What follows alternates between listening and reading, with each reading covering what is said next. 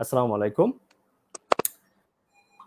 আশা করি সবাই করোনার এই ছুটিতে বাসায় আছেন এবং সরকার ও স্বাস্থ্য মন্ত্রণালয় যে নির্দেশনা, সেই নির্দেশনা মেনে চলছেন। করোনা সংক্রমণে আপনারা সবাই জানেন সারা পৃথিবী একটি ক্রান্তিকাল অতিক্রম করছে। আক্রান্ত ও মৃত্যুর সংখ্যা দিন দিন বাড়ছে। সেই সাথে রোগীদের সুস্থ হয়ে ওঠা এবং বিজ্ঞানীদের প্রচেষ্টায় প্রতিষেধকের প্রাথমিক ফলাফল আমাদের আশা দেখায়। স্বাস্থ্য ও কৃষির মতো অতি গুরুত্বপূর্ণ সেবাগুলো চলমান রাখতে সরকার বিভিন্ন ব্যবস্থা নিচ্ছে।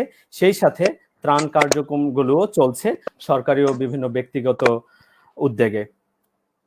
আপনারা জানেন স্বাস্থ্য ও কৃষি সেবাগুলো এই অতি গুরুত্বপূর্ণ সেবাগুলো চলমান রাখতে দক্ষ কর্মীর প্রয়োজন এবং এই দক্ষ কর্মী তৈরিতে শিক্ষা খাত অত্যন্ত গুরুত্বপূর্ণ ভূমিকা পালন করে।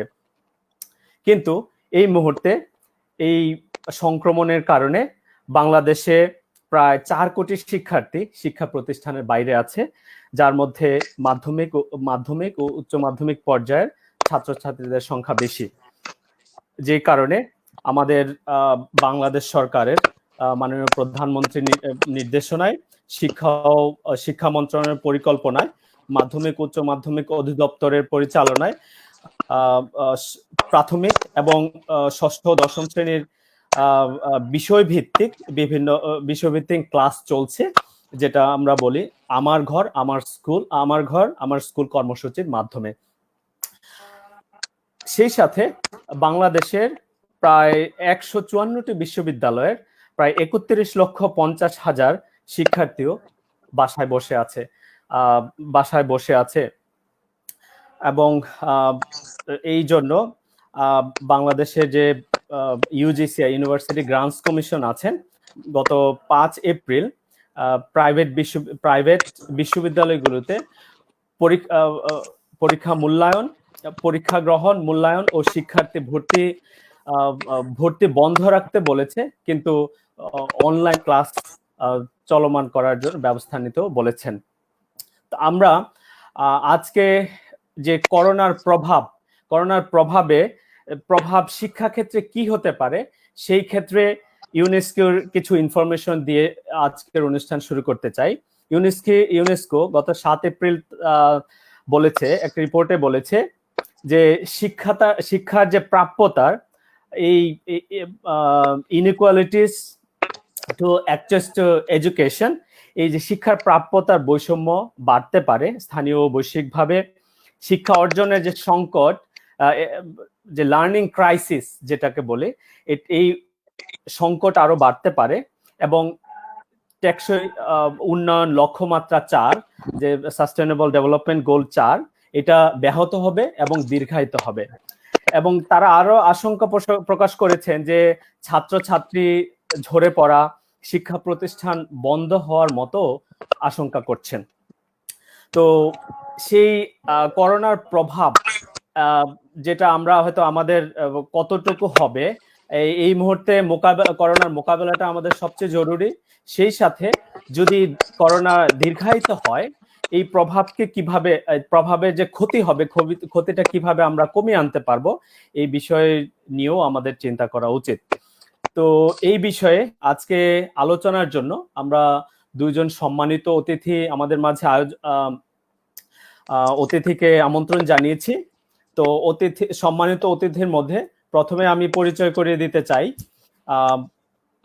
যিনি বর্তমানে জাতির পিতা বঙ্গবন্ধু শেখ মুজিবুর রহমান স্মৃতি জাদুঘরের তত্ত্বাবধায়ক এবং যিনি বাংলাদেশ সরকারের শিক্ষা মন্ত্রণালয় এবং তথ্য যোগাযোগ মন্ত্রণালয়ের সচিবের দায়িত্ব পালন করেছেন দীর্ঘদিন, এবং সেই সাথে যে অ্যাক্সেস টু ইনফরমেশন A2I এর জাতীয় প্রজেক্ট ডিরেক্টর ছিলেন এবং মাননীয় প্রধানমন্ত্রীর ব্যক্তিগত সচিব এক হিসেবে ছিলেন। তিনি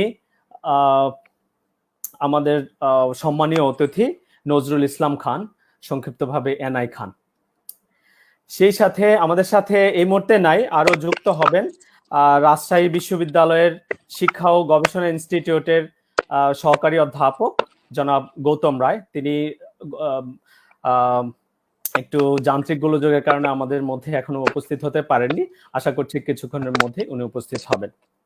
তো এই মুহূর্তে আমাদের যে প্রভাব, আমাদের ডিজিটাল এডুকেশনের যে প্রস্তুতি কেন করা দরকার এবং কি ধরনের প্রস্তুতি নেওয়া দরকার, এই বিষয়ে কথা বলার জন্য আমন্ত্রণ জানাচ্ছি নজরুল ইসলাম খানকে। জি নজরুল ইসলাম খান, ভালো আছেন? জি ভালো আছি। আপনারা সবাই কেমন আছেন যে যেখানে আছেন? জি আমরাও ভালো আছি, আশা করি দর্শকরাও ভালো আছেন। আমি যেটা আপনার কাছ থেকে জেনেছি, আমাদের আলোচনাটা মূলত উচ্চশিক্ষায় জি সীমাবদ্ধ থাকবে, এই তো? তো জি আমরা স্যার, জি স্যার, কারণ আসলে সকল শিক্ষা প্রতিষ্ঠানগুলো যদি আমরা ইনক্লুড করতে চাই, যেখানে সরকার থেকে প্রাথমিক ও মাধ্যমিক পর্যায়ে আমার ঘরে আমার স্কুল যে কর্মসূচির মাধ্যমে ওনাদের বিভিন্ন শিক্ষা দিচ্ছেন, কিন্তু বড় আকারের যে উচ্চশিক্ষা প্রতিষ্ঠানে কোনো ধরনের কর্মসূচি নেই। শুধুমাত্র কিছু পাবলিক বিশ্ববিদ্যালয়, যেমন আমার বিশ্ববিদ্যালয় নর্থ সাউথ ইউনিভার্সিটি, আমি ড্যাফোডিল ইউনিভার্সিটি, IUBAT সহ আরো কিছু প্রাইভেট ইউনিভার্সিটিগুলো তাদের অনলাইন ক্লাস চালাচ্ছে, কিন্তু পাবলিক বিশ্ববিদ্যালয় বা অনেক বিশ্ববিদ্যালয় এর বাইরে আছে। তো এই এই আমাদের পাবলিক বিশ্ববিদ্যালয় তথা অন্যান্য যে বিশ্ববিদ্যালয় আছে, সেই ছাত্রছাত্রীগুলোকে কিভাবে আমরা নিয়ে আসতে পারি অনলাইন ক্লাসের আওতায়, কি ধরনের অবকাঠামোগত বা অন্যান্য প্রস্তুতি দরকার, এই বিষয়ে আপনার কাছ থেকে শুনবো। ধন্যবাদ।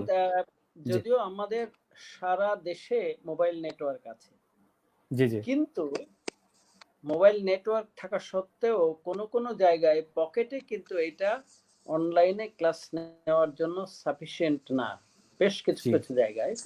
আমি এখানে অবশ্য অনেকে রসিকতাও করেন, অনেকে মনে করেন যে না এটা সব জায়গায় ঠিক আছে, মানতে চান না। কিন্তু আমি তো গ্রামে গঞ্জে যাই, কিছুদিন আগে চাঁপাইনবাবগঞ্জে গিয়েছিলাম।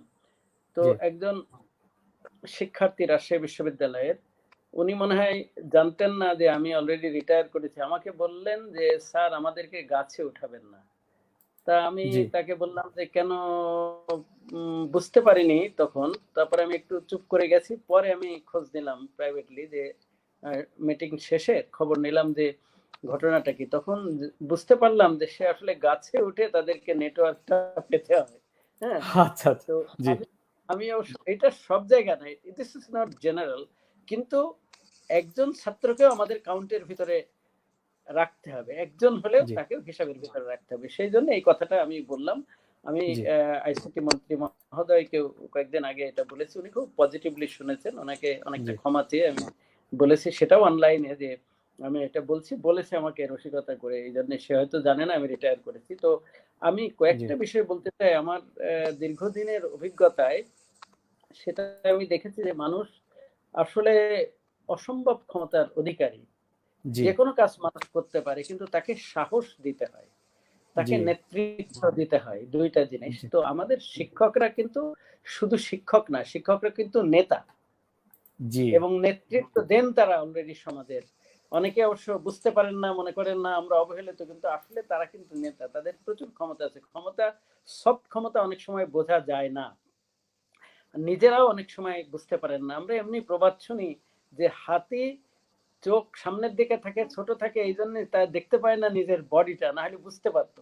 আমাদের শিক্ষকরা তারা নিবদ্ধ থাকেন কিছু একটা বিষয় নিয়ে, তার বিষয় নিয়ে, লেখাপড়া নিয়ে। সেই জন্য সমাজের অনেক বিষয়, তো রাজনৈতিক বিষয়, অন্য বিষয়ে সামগ্রিকভাবে সময় দিতে পারেন না। সেই জন্য ওনারা বুঝতে পারেন না যে কত ইনফ্লুয়েন্সিয়াল, তাদের নেতৃত্বে কতটা জোর। এখন আমি যে কথাটা বলতে চাই প্রথমে, সেটা হচ্ছে শিক্ষাটা কি সেটা বোঝা দরকার।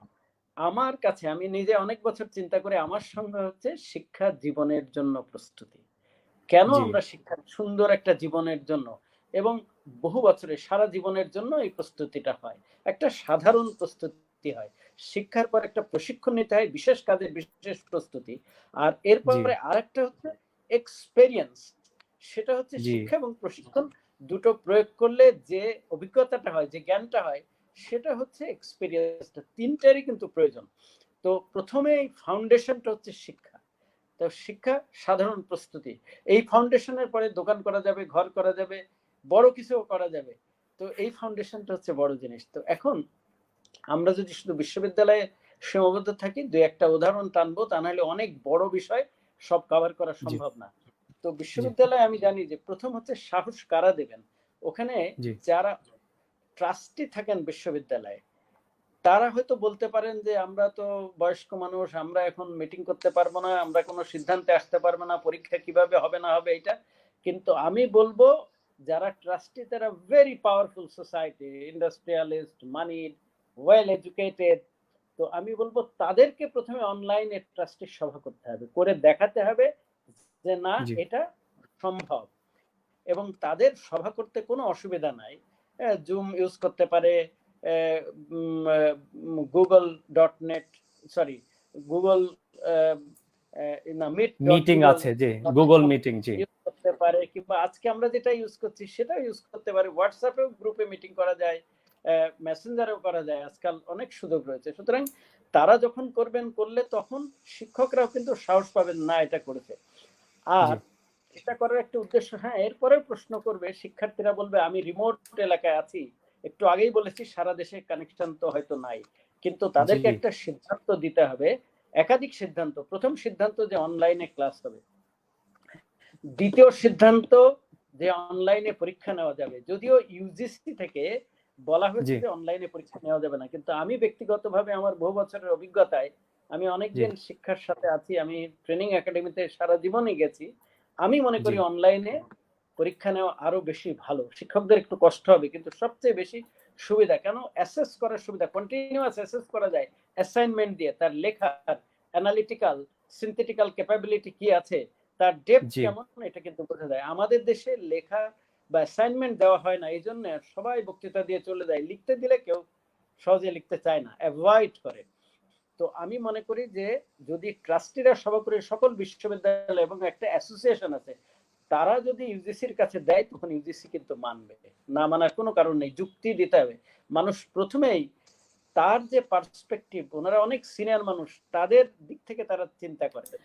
সেই জন্য এটা স্যার তো বললেন যে প্রাইভেট ইউনিভার্সিটির কথা, স্যার প্রাইভেট ইউনিভার্সিটির ট্রাস্টি, কিন্তু পাবলিক ইউনিভার্সিটির গুলোর কি অবস্থা? ওখান থেকে তো সরকার থেকে একটা, জি জি জি স্যার বলেন। জি, এটার কথাই আগে বলছি, তার কারণ দ্বিতীয়টা হচ্ছে এইটা হচ্ছে যে আমাদের যে তখন এইটা একটা প্রেসার সৃষ্টি হবে। দ্বিতীয় হচ্ছে পাবলিক যে বিশ্ববিদ্যালয় সেটা কিন্তু ইউজিসি, কিন্তু আমার মনে হয় প্রাইভেট থেকেও একটা প্রেসার ক্রিয়েট করলে তখন যারা পাবলিক বিশ্ববিদ্যালয় আছে সেখানে কিন্তু ভিসি যারা আছে তারাই কিন্তু অলমোস্ট সমস্ত ক্ষমতার অধিকারী বলা যেতে পারে। তার কারণ যা করেন তাই, অন্য ওখানে অবশ্য আছে, তা সেখানেও কিন্তু বডি আছে, তারাও মিটিং করতে পারে, করে সিদ্ধান্ত নিতে পারে, কিন্তু ভালোভাবে বড়ভাবে ইনফ্লুয়েন্স করতে পারে। তার কারণ আমরা দেখেছি যে প্রাইভেট বিশ্ববিদ্যালয়, পাবলিক বিশ্ববিদ্যালয়ের যারা ভিসি হন, তাদের একটা নর্মাল বিবেচনা ছাড়াও একটা রাজনৈতিক বিবেচনা আছে, তাদের রাজনৈতিক নেতৃত্বের সাথে একটা কানেকশন আছে।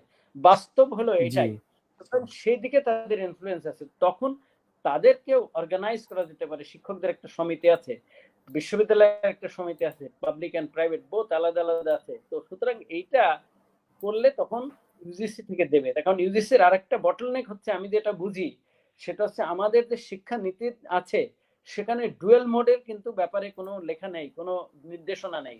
সম্ভবত 2010 সালে হয়েছে, তখন আইটি অত বিস্তার লাভ করেনি, যারা ছিলেন তারা পুরোনো আমলের লোক, সেজন্যও হতে পারে, যে কোনো কারণে হতে পারে, সেটা কিন্তু নাই, আপনারা খেয়াল করবেন। সেই জন্য হয়তো তারা চিন্তা করে, কিন্তু অবস্থার প্রেক্ষিতে এটা পরিবর্তিত হতে হবে।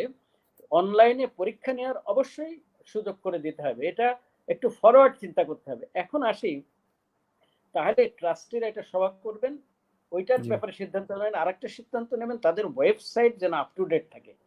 কেন আপ টু ডেট থাকে আমি এর পরে বলবো। অনলাইনে ক্লাস, কিন্তু সব জায়গায় নেটওয়ার্ক ভালো নেই, তাহলে নেটওয়ার্ক না থাকলে তারা বঞ্চিত হবে।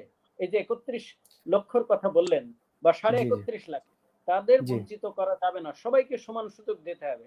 তো সেই সুযোগ দিতে হলে কি করতে হবে? ওয়েবসাইট রাখতে হবে। যারা অনলাইনে ক্লাস না করতে পারলো তখন তাদেরকে ওয়েবসাইটে রেখে দিতে হবে, ওয়েবসাইট থেকে ডাউনলোড ক্লাসটা রেকর্ড করে রেখে দিলে এটা পরে স্টুডেন্টরা যে কোনো জি সময় দেখতে করতে পারবে। পারে। তাহলে জি, যেখানে জি। মোবাইল নেটওয়ার্ক নেই বা সাময়িক নেই, ঝড় হলো আজকে যেমন আমার বাসায়ও ছিল না। জি, তাহলে জি। কি বঞ্চিত হবে? তার হবে না। এটা একাধিক সুযোগ করে দিতে হবে। এটা ubiquitous করতে হবে যাতে সবসময় যেকোনো জায়গা থেকে যেকোনো ডিভাইস যেকোনোভাবে তারা ব্যবহার করতে পারে।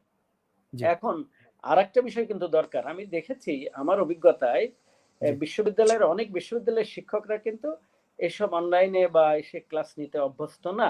তারা কনটেন্টও ইলেকট্রনিক তৈরি করতে পারে না। আমাকে কয়েকদিন আগে একজন বলছে, "না, এটা ভালো না। কারণ হচ্ছে এরা বেশি ডিপেন্ডেন্ট হয়ে যায়।" এইসব কথা বলেছে। কিন্তু আসলে সেটা হয়তো ওয়েস্টার্ন কান্ট্রি।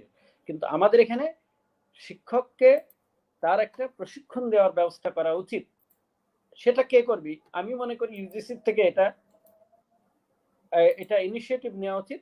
আর হচ্ছে ইন হাউস ট্রেনিং প্রত্যেক বিশ্ববিদ্যালয়ে সেটা করতে পারে তাদের নিজস্ব। কিভাবে? কোন ট্রেনিং? সেটা হচ্ছে অনলাইনে।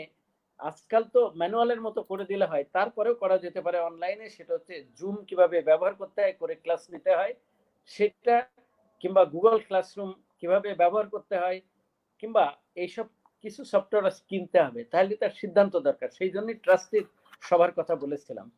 কিংবা আজকাল meet.google.com এও করা যেতে পারে, বা ফেসবুকেও কিন্তু অল্প ছাত্র হলে বিশ্ববিদ্যালয়ে অনেক ক্লাসে কিন্তু খুব বেশি ছাত্র হয়তো না, সেখানে করা যেতে পারে। ফেসবুক ইভেন হোয়াটসঅ্যাপ বা মেসেঞ্জারেও করা সম্ভব। কেন সম্ভব না? এবং প্রশ্ন ওই দিক থেকে করা যেতে পারে, যেটা সুইটেবল হয় সেটা করা যেতে পারে যেখানকার যেটা। তো এই বিষয়গুলো জুম, গুগল ক্লাসরুম এইসবের ট্রেনিং করে দেওয়া উচিত সব শিক্ষকের। যারা জানেন তারা হয়তো দরকার নেই। কিন্তু জি, আমি মনে করি প্রত্যেকের জন্য করা উচিত। অনেকে লজ্জায় হয়তো এটা বলবে না যে আমি পারি না। কিন্তু এটা না পারা কিছুই না।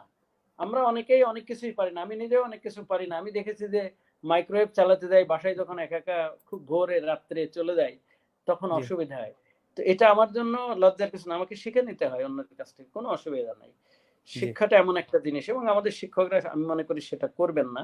উচ্চ জি, শিক্ষায় তারা শিক্ষিত দেশ বিদেশে গেছেন। সুতরাং এই প্রশিক্ষণের ব্যবস্থা করা উচিত হচ্ছে। এক হচ্ছে অনলাইনে হচ্ছে ইউজিসি থেকে, কিংবা ইউজিসি গাইড করতে পারে বিশ্ববিদ্যালয়, প্রত্যেক বিশ্ববিদ্যালয় থেকে, কিংবা যে বিশ্ববিদ্যালয়ে আগ্রহী হয় তাকে দিলে সে কিন্তু করে যাবে, করবেই। জি। এখন আমি তো দেখতেছি সেই সাথে তার যেই সব বিশ্ববিদ্যালয়গুলো এখন ক্লাস করছে তাদের কাছ থেকেও তো হেল্প নিতে পারে। যেমন নর্থ সাউথ এক্স্যাক্টলি ইউনিভার্সিটির এখানে ওনাদেরকে আমি প্রায় ১৫০০ শিক্ষক ওনারা সবাই অনলাইন ক্লাস নিচ্ছেন। তো এক্স্যাক্টলি কোঅর্ডিনেট চাইলে করতে একটা হবে। কোঅর্ডিনেটেড একটা ভাবে হ্যাঁ, এই নেতৃত্ব নিতে এক্সপেরিয়েন্সটাও হবে। নেওয়া যেতে পারে। নেতাদের মধ্যে একজন নেতা হতে হবে। হ্যাঁ, জি, জি, কিং জি, অফ দ্য কিংস যেমন আগে শুনতাম, ওরকম জি, জি, লিডার অফ দ্য লিডার্স এরকম জি, একজন দরকার। কিন্তু এটা করলে আমার মনে হয় ১ সপ্তাহের ভিতর করে ফেলা সম্ভব। এটা কোনো কঠিন কাজ না। তখন আমাদের বিশ্ববিদ্যালয়ের শিক্ষকরা অনেক অনেক বেশি আপ টু ডেট। জি, এটা গেল একটা বিষয়। দ্বিতীয় হচ্ছে শিক্ষকদের আরেকটা বড় জিনিস হচ্ছে শিক্ষকদের প্রত্যেককে আমি মনে করি বাধ্যতামূলক করা উচিত ইউজিসি থেকে ইউটিউব চ্যানেল খোলা। জি, জি, জি, প্রত্যেকের জন্য এটা তো টাকা পয়সা খুব একটা লাগে না, তার কারণ একটু স্পেস লাগে। সেই জি, স্পেসটা বিশ্ববিদ্যালয় থেকে দিতে পারে বা ইউজিসি থেকে কালেকটিভলি দিতে পারে। আমি জানি যে অনেক আমাদের স্পেস আছে, অনেক বিশ্ববিদ্যালয় অনেক জায়গায় পড়ে আছে, ইউজলেস অবস্থায় পড়ে আছে। আমি শিওর সেখানেও তারা রাখতে পারে এই কন্টেন্ট গুলো। সুতরাং প্রত্যেক শিক্ষকের ম্যান্ডেটরি করে দেওয়া দরকার যে you must have YouTube channel. কেন দরকার হবে? ওই যে বলেছিলাম অনলাইনে ক্লাস ইউটিউবে যদি নেয় তাহলে জি, ইউটিউবে ওটা থাকবে, এবং এর একটা সিকোয়েন্স অনুযায়ী থাকতে পারে। একটা হয়তো জিওগ্রাফির যদি ক্লাস হয় বা জেনেটিক ইঞ্জিনিয়ারিং ক্লাস হয়, ক্লাস নাম্বার জি, 1 জি, এই টপিকস, ক্লাস 2, ক্লাস 3, 4 এরকম ভাবে থাকতে পারে। এবং সেখানে প্রশ্ন করতে পারে, প্রশ্নের পরে উত্তর দিয়ে দেওয়া যেতে পারে, এবং সেখান থেকে বোঝা যায় যে ক্লাসটা ভালো হচ্ছে না খারাপ হচ্ছে। এবং জি, ওই ক্লাসটা হয়তো পরে মুছে নতুন আরেকটা ক্লাস করা সম্ভব, আরো আপ টু ডেট, আরো সুন্দর করে। আরেকটা বিষয় হতে পারে কি, সেখানে হচ্ছে এখানে ওই যে বলেছিলাম যে ট্রাস্টিদের একটা সভা দরকার। কেন সভা দরকার? আমি মনে করি প্রত্যেক শিক্ষকের ইন্টারনেট বিলটা বিশ্ববিদ্যালয় থেকে দিয়ে দেওয়া উচিত। ইন্টারনেট বিলটা এক। দুই জি, জি, হচ্ছে স্মার্টফোন দরকার।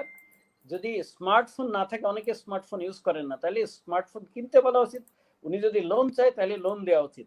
আমি যে কাজটা করেছিলাম আমি বলি, আমি যখন জি, এটুআই এর এনপিডি ছিলাম তখন জি, অনেকে জি, জানে না, আমি জানি হিউ অ্যান্ড ক্রাই হয়। আমরা জি, জি, সকল মোবাইল ফোন ম্যানুফ্যাকচারার বিদেশে যারা, তাদের কাছে লিখেছিলাম যে তোমার মোবাইল ফোনে যদি বাংলা সফটওয়্যার না দাও, কিবোর্ড বাংলা না দাও, তাহলে আমরা আমাদের দেশে ঢুকতে দেব না। তা তার আচ্ছা আগে আমরা কি করতাম, আগে আমরা চিনি খাওয়া বন্ধ করেছি, আমরা নিজেরা একটা কিবোর্ড বানিয়েছিলাম, বাংলা, কিবোর্ড জি বানিয়ে তারপরে স্ট্যান্ডার্ড করে করে সবাইকে দিয়েছি। এবং বিলিভ মি, সেটা প্রথমে যেমন আইফোন বলেছে আমরা করব না, কিন্তু পরে বাধ্য হয়েছে করতে, তাদের বেচতে তো হবে। জি জি তো তারপরে আমরা কি করেছি, আমরা রেড করেছি এনবিআর কে দিয়ে, এটা গোপনে অনেকে জানে না। যখন জি আসছে জি আমাদের সার্কুলার দিয়েছি, যখন আসছে এয়ারপোর্টে বাস ফরফিটেড। তাহলে দেখছে যে এরা বেকায়দা, তখন বাধ্য হয়ে তারা করেছে। কিন্তু এটা আমি আপনাকে জি বলছি, এটা কিন্তু অনেকে জানে জি না, জি অনেক জি পরিশ্রম করতে হচ্ছে। এরপরে আমরা এখন দেখছি কি সুন্দর বাংলা কিবোর্ড পেয়ে গেছে না, জি সবাই করে ফেলছে। এখন সব স্মার্টফোনেও কিন্তু বাংলায় লেখা যায়। আমি জি মনে করি কি, আমি মন্ত্রণালয়কে বলবো, আইসিটি কে, আমি যদি থাকতাম আমি কি করতাম, আমি নিয়ম করে দিতাম বাংলাদেশে কোনো ফিচার ফোন ইম্পোর্ট করতে দেওয়া হবে না। তখন আমার মানুষকে এডুকেট করতে হবে। তো একই দাম কিন্তু এখন বেশি না, এখন 1000 টাকায়ও পাওয়া যাবে স্মার্টফোন।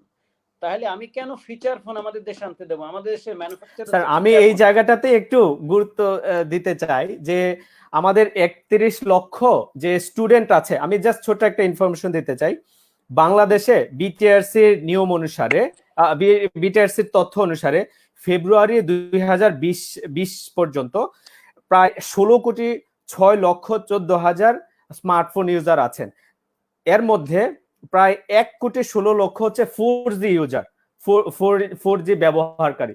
মিনস আমাদের আশা করি এই যে আমাদের 31 লক্ষ যে স্টুডেন্ট আছে তাদের মধ্যে এই অনেকেই 4G ইউজ করেন। মিনস তাদেরকে এই অনলাইন ক্লাস চলার মধ্যে নিয়ে আসা যায়। এটা আমাদের একটা গ্রেট একটা পটেনশিয়াল, গ্রেট একটা সম্ভাবনা। জি জি, টেলিফোন জি এখন স্যার। একটা জি স্ট্যাটাস ভ্যালু। যার জি টেলিফোন নেই সে মনে করে আমি সমাজের নিম্ন স্তরে চলে গেলাম। এক সময় গাড়ি জি জি ছিল, ব্যবহার না থাকলে, গাড়ি না থাকলে সে সমাজের উচ্চ স্তরের লোক না, এখনো ফোন তাই। জি জি তো আমি মনে জি করি ফিচার ফোন বন্ধ করে দেওয়া উচিত। আমাদের দেশেও ম্যানুফ্যাকচার হচ্ছে, আমি জি যেটা জেনেছি, এটাও স্টপ করে দেওয়া উচিত সরকার থেকে। এটা করা উচিত, চিন্তা করে কাজ করতে হবে। ক্রিটিক্যাল থিঙ্কিং না দিলে কোনো তা ভালো রেজাল্ট আমরা পাবো না। আমরা পাবো, বাট বেটার রেজাল্ট, ফাস্টার রেজাল্ট দরকার। তাহলে যেটা বলেছি, শিক্ষকদের ম্যান্ডেটরি করে দেয় ইউটিউব চ্যানেল শিক্ষকরা খুলে তাদের কন্টেন্ট যদি রাখে, আমার বিশ্বাস 30 কোটি বাঙালি আছে, তার অন্তত 15 কোটি অ্যাডাল্ট আছে, বাংলাদেশ ছাড়াও অন্য দেশে আছে, ইন্ডিয়া আছে, তারা এটা দেখবে। জি জি এবং এটা জি মনিটাইজেশন করলে ওই টিচার কিন্তু মাসে মাসে টাকা পাবে, ওখান থেকে তার একটা ইনকাম হবে। আমার নিজের একটা ইউটিউব চ্যানেল আছে, এনআই খান, জি জি মনিটাইজেশন করা জি আছে জি সেটা। ও কেন ভেরি গুড। হবে না? আমি তো আরো অনেক আউটডেটেড লোক, নন টেকনিক্যাল লোক। এরপরে কথা হচ্ছে যে আমি বলেছি যে শিক্ষকদের ইউটিউব চ্যানেল খুলতে হবে এবং শিক্ষকরা অনলাইনে ইউটিউবে ক্লাস নেবে। ওই যে গুগল ক্লাসরুমে বলেছি, এবং আগে ট্রেনিং এর ব্যবস্থা আছে, হোয়াটসঅ্যাপে ক্লাস নেবে, মেসেঞ্জারে বা meet.google.com-এ এটা ক্লাস নেবে। তবে তার আগে এটা শিক্ষকদেরকে শিক্ষার্থীদেরকে অবহিত করতে হবে। এটা অবহিত করা উচিত। নিশ্চয়ই আমাদের শিক্ষার্থীদের মেইল বা মোবাইল নাম্বার আমাদের বিশ্ববিদ্যালয়গুলো আছে এবং থাকা উচিত। যদি নাও থাকে এটা আপ টু ডেট, তাহলে ভবিষ্যতে এটা রাখতে হবে, একটা কালচার সিস্টেম, এটাতে একটা কানেকশন হবে স্টুডেন্টদের সাথে। জি আমাদের অনেক স্যার, আমাদের দর্শকের একটা একটা প্রশ্ন আছে যে জি জি আমাদের বেশিরভাগ ইউনিভার্সিটিতে নিজস্ব মেইল আইডি নেই, যদি থাকতো তাহলে লেকচার রেকর্ড করে আপলোড করে দিলে সুবিধা হতো, এতে সবসময় ইন্টারনেট প্রয়োজন হবে না। তো বিশ্ববিদ্যালয়গুলো কেন এখনো এই টেকনোলজি ব্যবহার করছে না? এই আপনি যদি বলতেন। এটা এটা করা উচিত। আমি শেষের দিকে আরেকটা কথা বলবো, আমাদের একটা প্ল্যান জি ছিল লং টার্ম জি জি পপুলেশন শেষের দিকে বলবো। তবে জি এটা মাস্ট থাকতে হবে, তার কারণ শিক্ষার্থীরা কি, শিক্ষার্থীরা ইউজার কিন্তু বিশ্ববিদ্যালয়ে, জি অভিভাবকরা জি কাস্টমার। আমি যেভাবে ব্যাখ্যা করি, জি শিক্ষার্থীদের অভিভাবকরা কাস্টমার, কিন্তু অ্যাকচুয়াল ইউজার হচ্ছে শিক্ষার্থী। তাহলে শিক্ষার্থীরা। জি যারা কোনো প্রোডাক্ট বিক্রি করে, কোনো কিছু করে, অনেকে আবার সেন্সিটিভ যে এডুকেশন একটা প্রোডাক্ট না, আমি মনে করি এটা প্রোডাক্ট, এখন এখানে ইনভেস্টমেন্ট হয়। তো জি সেই প্রোডাক্টের কোয়ালিটিরও বিষয় আছে। সুতরাং এখানে আমাদের যারা ইউজার, তাদের কাছ থেকে ফিডব্যাক যদি আমরা না নিই, তাদের ঠিকানা যদি না জানি, তাদের সাথে যোগাযোগ না যদি হয়, তাহলে আমরা কখনোই প্রোডাক্টের ডেভেলপমেন্ট, প্রোডাক্টের উন্নয়ন করতে পারবো না, ইম্পসিবল। তাদের কাছে জি শুনতে হবে, দেখতে হবে কি ইমপ্রুভ হলো, কি অসুবিধা আছে, তারপর তো সেটার পরে কাজ করতে হবে, ইমপ্রুভ করতে হবে। সুতরাং ইট ইজ এ মাস্ট, এটা ইউজিসি থেকে মাস্ট করে দিতে পারে। আর শেষের দিকে আমি বলবো কিভাবে ন্যাশনালি এটা করা যায়। এখন আমি আগেই বলেছি যে শিক্ষককে আরো আগ্রহী করার জন্য প্রতিষ্ঠান থেকে শিক্ষকের নেটের বিল দিয়ে দেওয়া উচিত। এটা সামান্য একটা টাকা, এটা কিন্তু বেশি টাকা না, কিন্তু এটা সিম্বলিক।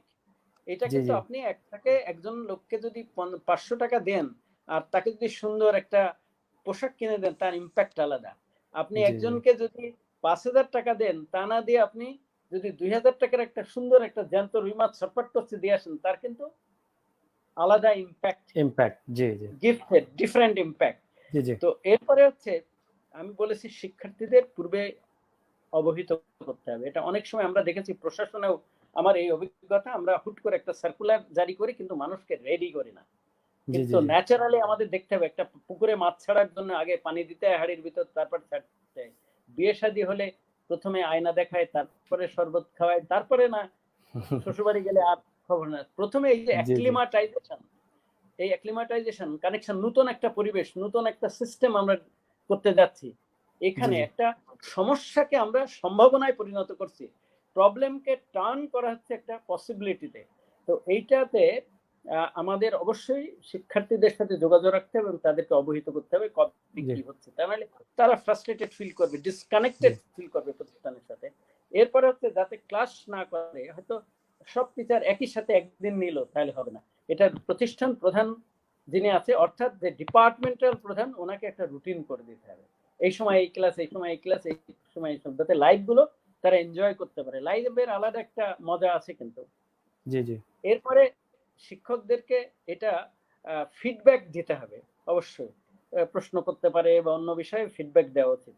আরেকটা হচ্ছে করা উচিত কি, লিখতে উৎসাহ দেওয়া উচিত আমাদের শিক্ষকদেরকে। এই জন্য আমি মনে করি বিশ্ববিদ্যালয় থেকে একটা ইনসেনটিভ দেওয়া উচিত, যে কারা কি বই লিখলো, কি লিখলো, তারপরে নির্ভর করে তাদেরকে একটা ইনসেনটিভ দেওয়া।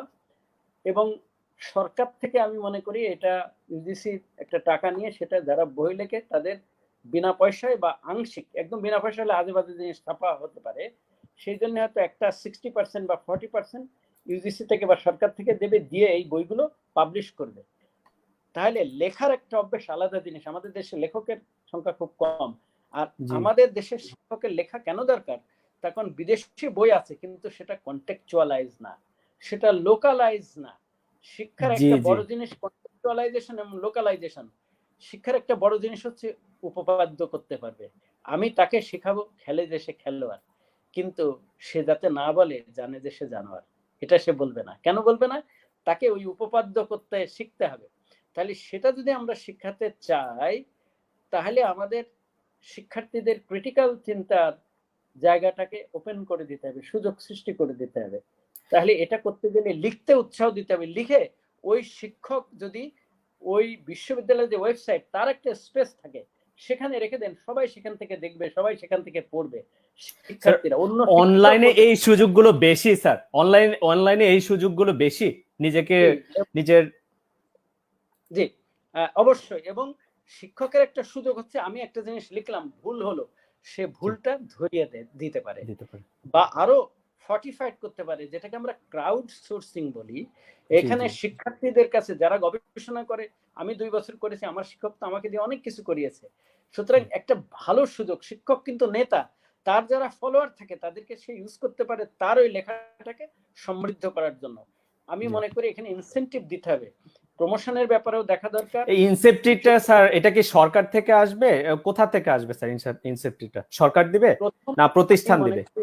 আমি মনে করি প্রথম সরকার থেকে দেখা, পথ প্রদর্শক সরকারের হওয়া উচিত। কেন আমি সেটা বলছি, আপনারা জানেন আমি যখন এটুআই এর এনপিডি ছিলাম, তখন একটা ইনোভেশন ফান্ড করেছিলাম 5 কোটি টাকা, এবং পরে 15 কোটি হয়েছে। এরপরে আমি আইসিটি মন্ত্রণালয়ে গেছি, ইনোভেটিভ ফান্ড করেছি। এরপরে শিক্ষা মন্ত্রণালয়ে গেছি, ইনোভেটিভ ফান্ড করেছি। এবং আমি প্রচুর লবিং করেছি যে প্রত্যেকটা ডিপার্টমেন্টে, একেবারে উপজেলার প্রত্যেকটা অফিসে ইনোভেশন ফান্ড থাকা উচিত। একজন পিয়নও ইনোভেট করতে পারে, বাথরুমটা পরিষ্কার রাখতে পারে, পরিচ্ছন্ন কর্মী পারে না? প্রথমে পথ দেখানো উচিত সরকারের। সরকার থেকে ইউজিসিতে একটা টাকা আলাদা করে দিয়ে দেবে যে এইটার জন্য, তারপরে বলবে তোমাদের সাশ্রয় থেকে তোমাদের এটা তৈরি করতে হবে। আমি দেখেছি মাননীয় প্রধানমন্ত্রী করেন এটা। আমরা দেখেছি যে মাননীয় প্রধানমন্ত্রীর যে শিক্ষা বৃত্তি তহবিল আছে, সেখানে কিছু টাকা দিয়েছে, তারা আবার অন্যরা ডোনেটও করতে পারে, সেটা ইনকাম করে সেখান থেকে। সুতরাং এটা লেখার উৎসাহটা আমি মনে করি একটা বড় জিনিস। আমাদের যে বাইরের বিদেশি বই পড়ি, সেটা দেশের উদাহরণ থাকে না, কন্টেক্সচুয়ালাইজ থাকে না, লোকালাইজ থাকে না। দেশের একটা উদাহরণ পেলে মনটা ভরে যায়। যেমন একটা বই আছে, diffusion of innovation. G, G, G. This diffusion is of very innovation important. বই হুম, আছে, ভেরি ভেরি ইম্পর্টেন্ট বই। জি, এটা রজার্স এর লেখা। তো সেটাতে আমি যখন পড়তে পড়তে দেখলাম বাংলাদেশের একটা উদাহরণ এগ্রি এক্সটেনশনে, তখন আমার জি, বুকটা ভরে গেল, আরো বেশি পড়তে ইচ্ছা করলো।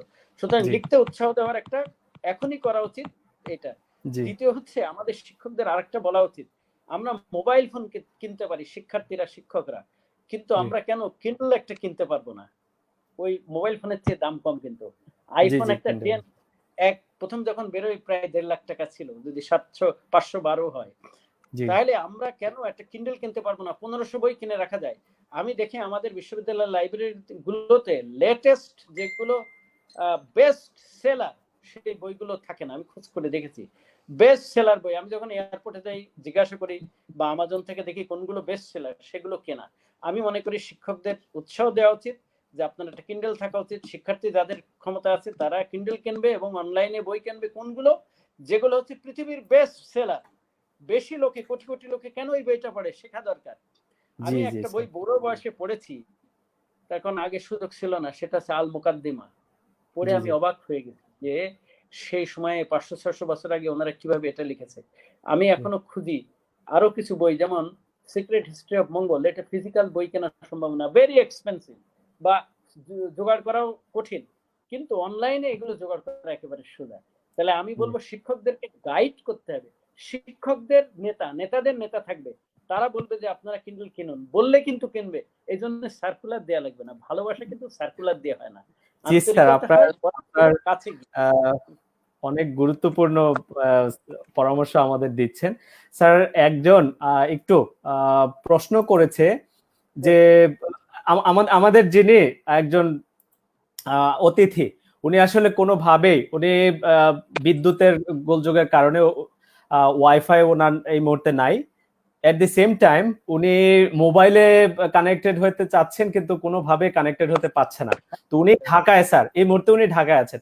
তো ঢাকায় আছেন এবং উনি কানেক্টেড হতে পারছে না। তো তাহলে গ্রামের স্টুডেন্ট গুলো যারা করোনার ছুটিতে গ্রামে গিয়েছে বা বিভিন্ন সময় গ্রামে থাকে, তারা কিভাবে জয়েন করবে? তো এই ক্ষেত্রে প্রাইভেট কোম্পানিগুলো বা সরকার কিভাবে এটাকে ব্যবস্থা ওটা করবে? আসছে, আমি শেষের দিকে বলবো কয়েকটা। জি এটা স্যার, জি কি, স্যার, কে বলেন কি স্যার, আমি করতে পারে, জাস্ট। সরকার কি জি, করতে পারে, অন্যরা কি জি, করতে পারে, সেটা আসতে বলবো, আমাকে মনে করিয়ে দেবেন যদি আমি ভুলে যাই।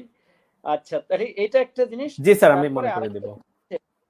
অনলাইনে গেলে একটা সুবিধা কি, যেমন সবাই আমার কাছে জিজ্ঞাসা করে বিসিএস এ আমি আমার ব্যাচে ফার্স্ট জি, হয়েছিলাম, তো আমি জি, জি, কখনো কোনো ওই গাইড বই টই পড়িনি, কখনো কোনো কোচিং করিনি, বাট আমি একটা জিনিস করেছি, বিশ্ববিদ্যালয়ে ঢোকার পর থেকে সব সময় সকল কাগজগুলো পড়তাম। অনেক সময় এক কাগজে বায়াস লেগে, আর এক 3টা 4টা কাগজ বা সব খবরের কাগজগুলো যদি পড়া যায়, তাহলে কিন্তু আমার কোনো বিসিএস গাইড কোনো কিছুই লাগবে না। যে কোনো চাকরি পরীক্ষা দিলে সে তাকে আটকাতে পারবে না, এটা বিসিএস বলে না, এনি। তো আমি আরেকটা জিনিস হচ্ছে, যদি আমাদের এই অনলাইনের অভ্যাসটা থাকে, নিয়মিত আমরা যদি খবর দেখি, রাজনৈতিক খবর, অর্থনৈতিক খবর থেকে আরম্ভ করে শুরু করে, তাহলে কিন্তু আমাদের বোঝা সবচেয়ে সোজা হয়, সব জিনিস জানা হয়ে যায়। কিন্তু অনেকে আবার পড়েন কিন্তু যে জিনিসটা বোঝেন না সে জিনিসটা দেখেন না। শিক্ষার্থীদের তাই আমি বলতে চাই, কোনো জিনিস পড়ে একটা শব্দ যখন নতুন মনে হয়, তার অর্থ জি, জানেন না, আপনি কনটেক্সট থেকে অর্থ বুঝে ফেলেন কিন্তু ওইটার অর্থ জানেন না, তখন সাথে সাথে আপনার মোবাইল থেকে বা কোনো কিছু থেকে ওর অর্থটা জানা উচিত, ওই শব্দটার উৎপত্তি কিভাবে হয়েছে, রুটটা কি, সেইগুলো কিন্তু তার জানা উচিত, দেখা উচিত। এটা যদি জি, অভ্যাস হয় তাহলে কিন্তু সব মুখস্থ হয়ে যাবে। যেমন আমি উদাহরণ বলি, ম্যাজেন্টা। ম্যাজেন্টা একটা কালারের নাম, কিন্তু ম্যাজেন্টা যুদ্ধের সময় এই কালারটা আবিষ্কার হয়েছিল, এই জন্য ম্যাজেন্টা এর নাম। এরকম আরো আচ্ছা, অনেক, নিকায়া, খ্রিস্টানদের প্রথম যে তাদের ধর্মীয় অধিবেশন হয়েছিল 353 মনে হয় বা কত সালে বা 52 সালে, ওই জায়গার নাম হুম, নিকায়া। নিকায়া কেন হয়েছে, তার কারণ ওখানে একজন রোমান সম্রাট ছিলেন, তার ওয়াইফ মারা গেছিল, তার ওয়াইফের নামে নিকায়া দিয়েছিল। তাহলে এইটা কিন্তু আর কিছুই লাগে না, তখন পরে যখন শুনেন তখন কিন্তু মনের ভিতরে হয়ে যায়। আরেকটা জিনিস আমি শিক্ষার্থীদের বলবো, মানসিক অবস্থা কিন্তু শিক্ষাকে সিরিয়াসলি নেগেটিভলি প্রভাবিত করে। প্রত্যেকদিন শুনছেন যে কোভিডে মারা যাচ্ছে, এটা হচ্ছে, সে হচ্ছে। সেজন্য আমি বলবো আপনাদের যে বিষয়গুলো আপনারা পড়বেন তার একটা হেডলাইনটা, একটা ওটার হেডলাইনটা আপনি একটা চিরকুটে হাতে লিখে রাখেন। রেখে মাঝে মাঝে দেখেন মনে করেন পকেটের ভিতরে রাখেন, আপনার জীবনে পড়তে হবে না, বসে মুখস্থ হয়ে যাবে। আর চিন্তা করবেন 5 মিনিট পড়লে, শিক্ষার্থীদের বললো 50 মিনিট চিন্তা করবেন। থিঙ্কিং না করলে, রিফ্লেকশন না করলে লেখাপড়া হয় না। এই জন্য একটা থিওরি আছে কিন্তু, কোপস লার্নিং সাইকেল, আমি বিস্তারিততে যাচ্ছি না, আপনারা হয়তো অনেকেই জানেন। KOLBS, কোপস লার্নিং সাইকেল, কিভাবে লার্নিংটা হয় আস্তে আস্তে স্পাইরাল আকারে বাড়ে সেটা। তো আমি বলবো একটা চিরকুট দেওয়া, যেমন গাছের নাম, আমি বটনি পড়েছি কিন্তু আমার এখনো কয়েক হাজার গাছের নাম মুখস্থ আছে। আমার সিস্টেমটা হচ্ছে যে মুখস্থ না, আমি ওই ব্যাকগ্রাউন্ড জানতাম, এই নামটা কেন হলো, কি জন্য এই নামটা হয়েছে। পুত্রানজিভা রক্সবার্গি একটা গাছ আছে রাস্তার পাশে লাগায়, কারণ হচ্ছে আমাদের কাছে আগের আমলে যার ছেলে হয়ে মারা যেত, ওই গাছের ডাল দিয়ে ফুটো করে মালা দিয়ে গাঁথতো। তো রক্সবার্গ এসব শুনেছে, শোনার পরে এর নাম দিয়েছে পুত্রানজিভা রক্সবার্গি। তো এইটা সবসময় একটু চিন্তা করতে হবে, চিন্তা করে পড়তে হবে শিক্ষার্থীদের আমি বলবো। তাহলে আপনারা বলেন যে আমার ক্লাসরুমে বিট্রে করে, মনে থাকে না, এটা কোনো সমস্যা হবে না। আর নিয়মিত খবর দেখতে হবে। শিক্ষা আমি বলেছি যে জীবনের জন্য প্রস্তুতি। অনেকে বলে রাজনৈতিক খবর পড়বো না, অনেকে বলে আমি ইতিহাস পড়ি, আমি অর্থনৈতিক খবর পড়বো না। নো, রং। কি হচ্ছে something about all, something about all, all about something, something about all, all about something. আমি যেটা পড়ছি সেটা বিষয়ে সম্পর্কে সবকিছু জানবো, অন্য বিষয় সম্পর্কে সাধারণ কিছু আমাকে জানতে হবে। আমরা যারা আর্টসে পড়ি তারা সায়েন্সের এই ভাইরাস কিভাবে কাজ করে না বুঝি, তাহলে আমরা পানি পড়া খাবো, যে যা বলবে সেইটা কাজ করব। তাহলে আমাদের একটা জেনারেল নলেজ থাকা দরকার, something about all, all about something. আর এটার জন্য সব মাথার ভিতরে রাখতে হবে তা না, কোথায় আছে সেটা জানতে হবে। কিছু খাতা, কিছু মাথা, কিছু মাথায় রাখতে হবে আর কিছু খাতায়, তার মানে কোথায় আছে সেটা জানতে হবে, তাহলে সেখান থেকে খুঁজে আমরা বের করতে পারবো। এরপরে হচ্ছে আমরা জানি যে এই যে নিরাপদ দূরত্ব বজায় রাখা, আমরা দেখতে পাচ্ছি যে বলে কোনই দিয়ে কাশি দিন বা হাসি দিন, কোনই তো উল্টা পাশে, এই পাশে তো কোনো এর ভাঁজ। আমরা যারা বাংলায় আছি আমি দেখতে পাচ্ছি যে তারা কোনো নতুন টার্মিনোলজি তৈরি করছে না। সামাজিক দূরত্ব গ্রামের লোক বুঝবেই না, বোঝার কথা না, আমরাই বুঝি না। সুতরাং কেন বাংলা ওয়ার্ড কয়েন করা হবে না? আমরা নিজেও, আমি নিজেও কিছু কয়েন করেছিলাম, যদিও আমি বাংলার লোক না। যেমন ব্লগ লেখা হতো যখন প্রথম দিকে, তখন আমরা কয়েন করেছিলাম যে লেখালাপ, লিখে লিখে যে আলাপ, সেজন্য লেখালাপ, কিন্তু অনেক ইউজ করে না। আমরা তো কোনো বিখ্যাত লোক না যে বললেই সবাই মেনে নেবে। লেখালাপ দিয়েছিলাম কিন্তু আর ইউজ হয় না। কিন্তু আমরা একটা জিনিস দিয়েছিলাম, তথ্য বাতায়ন। তথ্যের বাতায়নটা স্যার জনপ্রিয় হয়েছে। জি, করছেন এটা ওয়েবসাইটের। জি জি, আমি মনে করি এই দায়িত্ব বাংলা একাডেমির, গভর্নমেন্টের যে এজেন্সি বা বাংলায় যারা আছেন, অ্যাসোসিয়েশন আছে বাংলা ছাত্রদের, অন্যদের, তাদের এখান থেকে সাথে সাথে এগুলো কয়েন করা উচিত। তখন ইংরেজি শব্দ থেকে আমরা অনেক কিছু বুঝতে পারি না, চিন্তা করতে পারি না, রুটটা পাই না। আমাদের জানেন যারা ল্যাটিনের, যারা ওই ব্যাকগ্রাউন্ডে, তারা পায়। আমাদের এটা চিন্তা করা উচিত, আমাদের বাংলাটাকে মেরে ফেললে হবে না, সতেজ রাখতে হবে।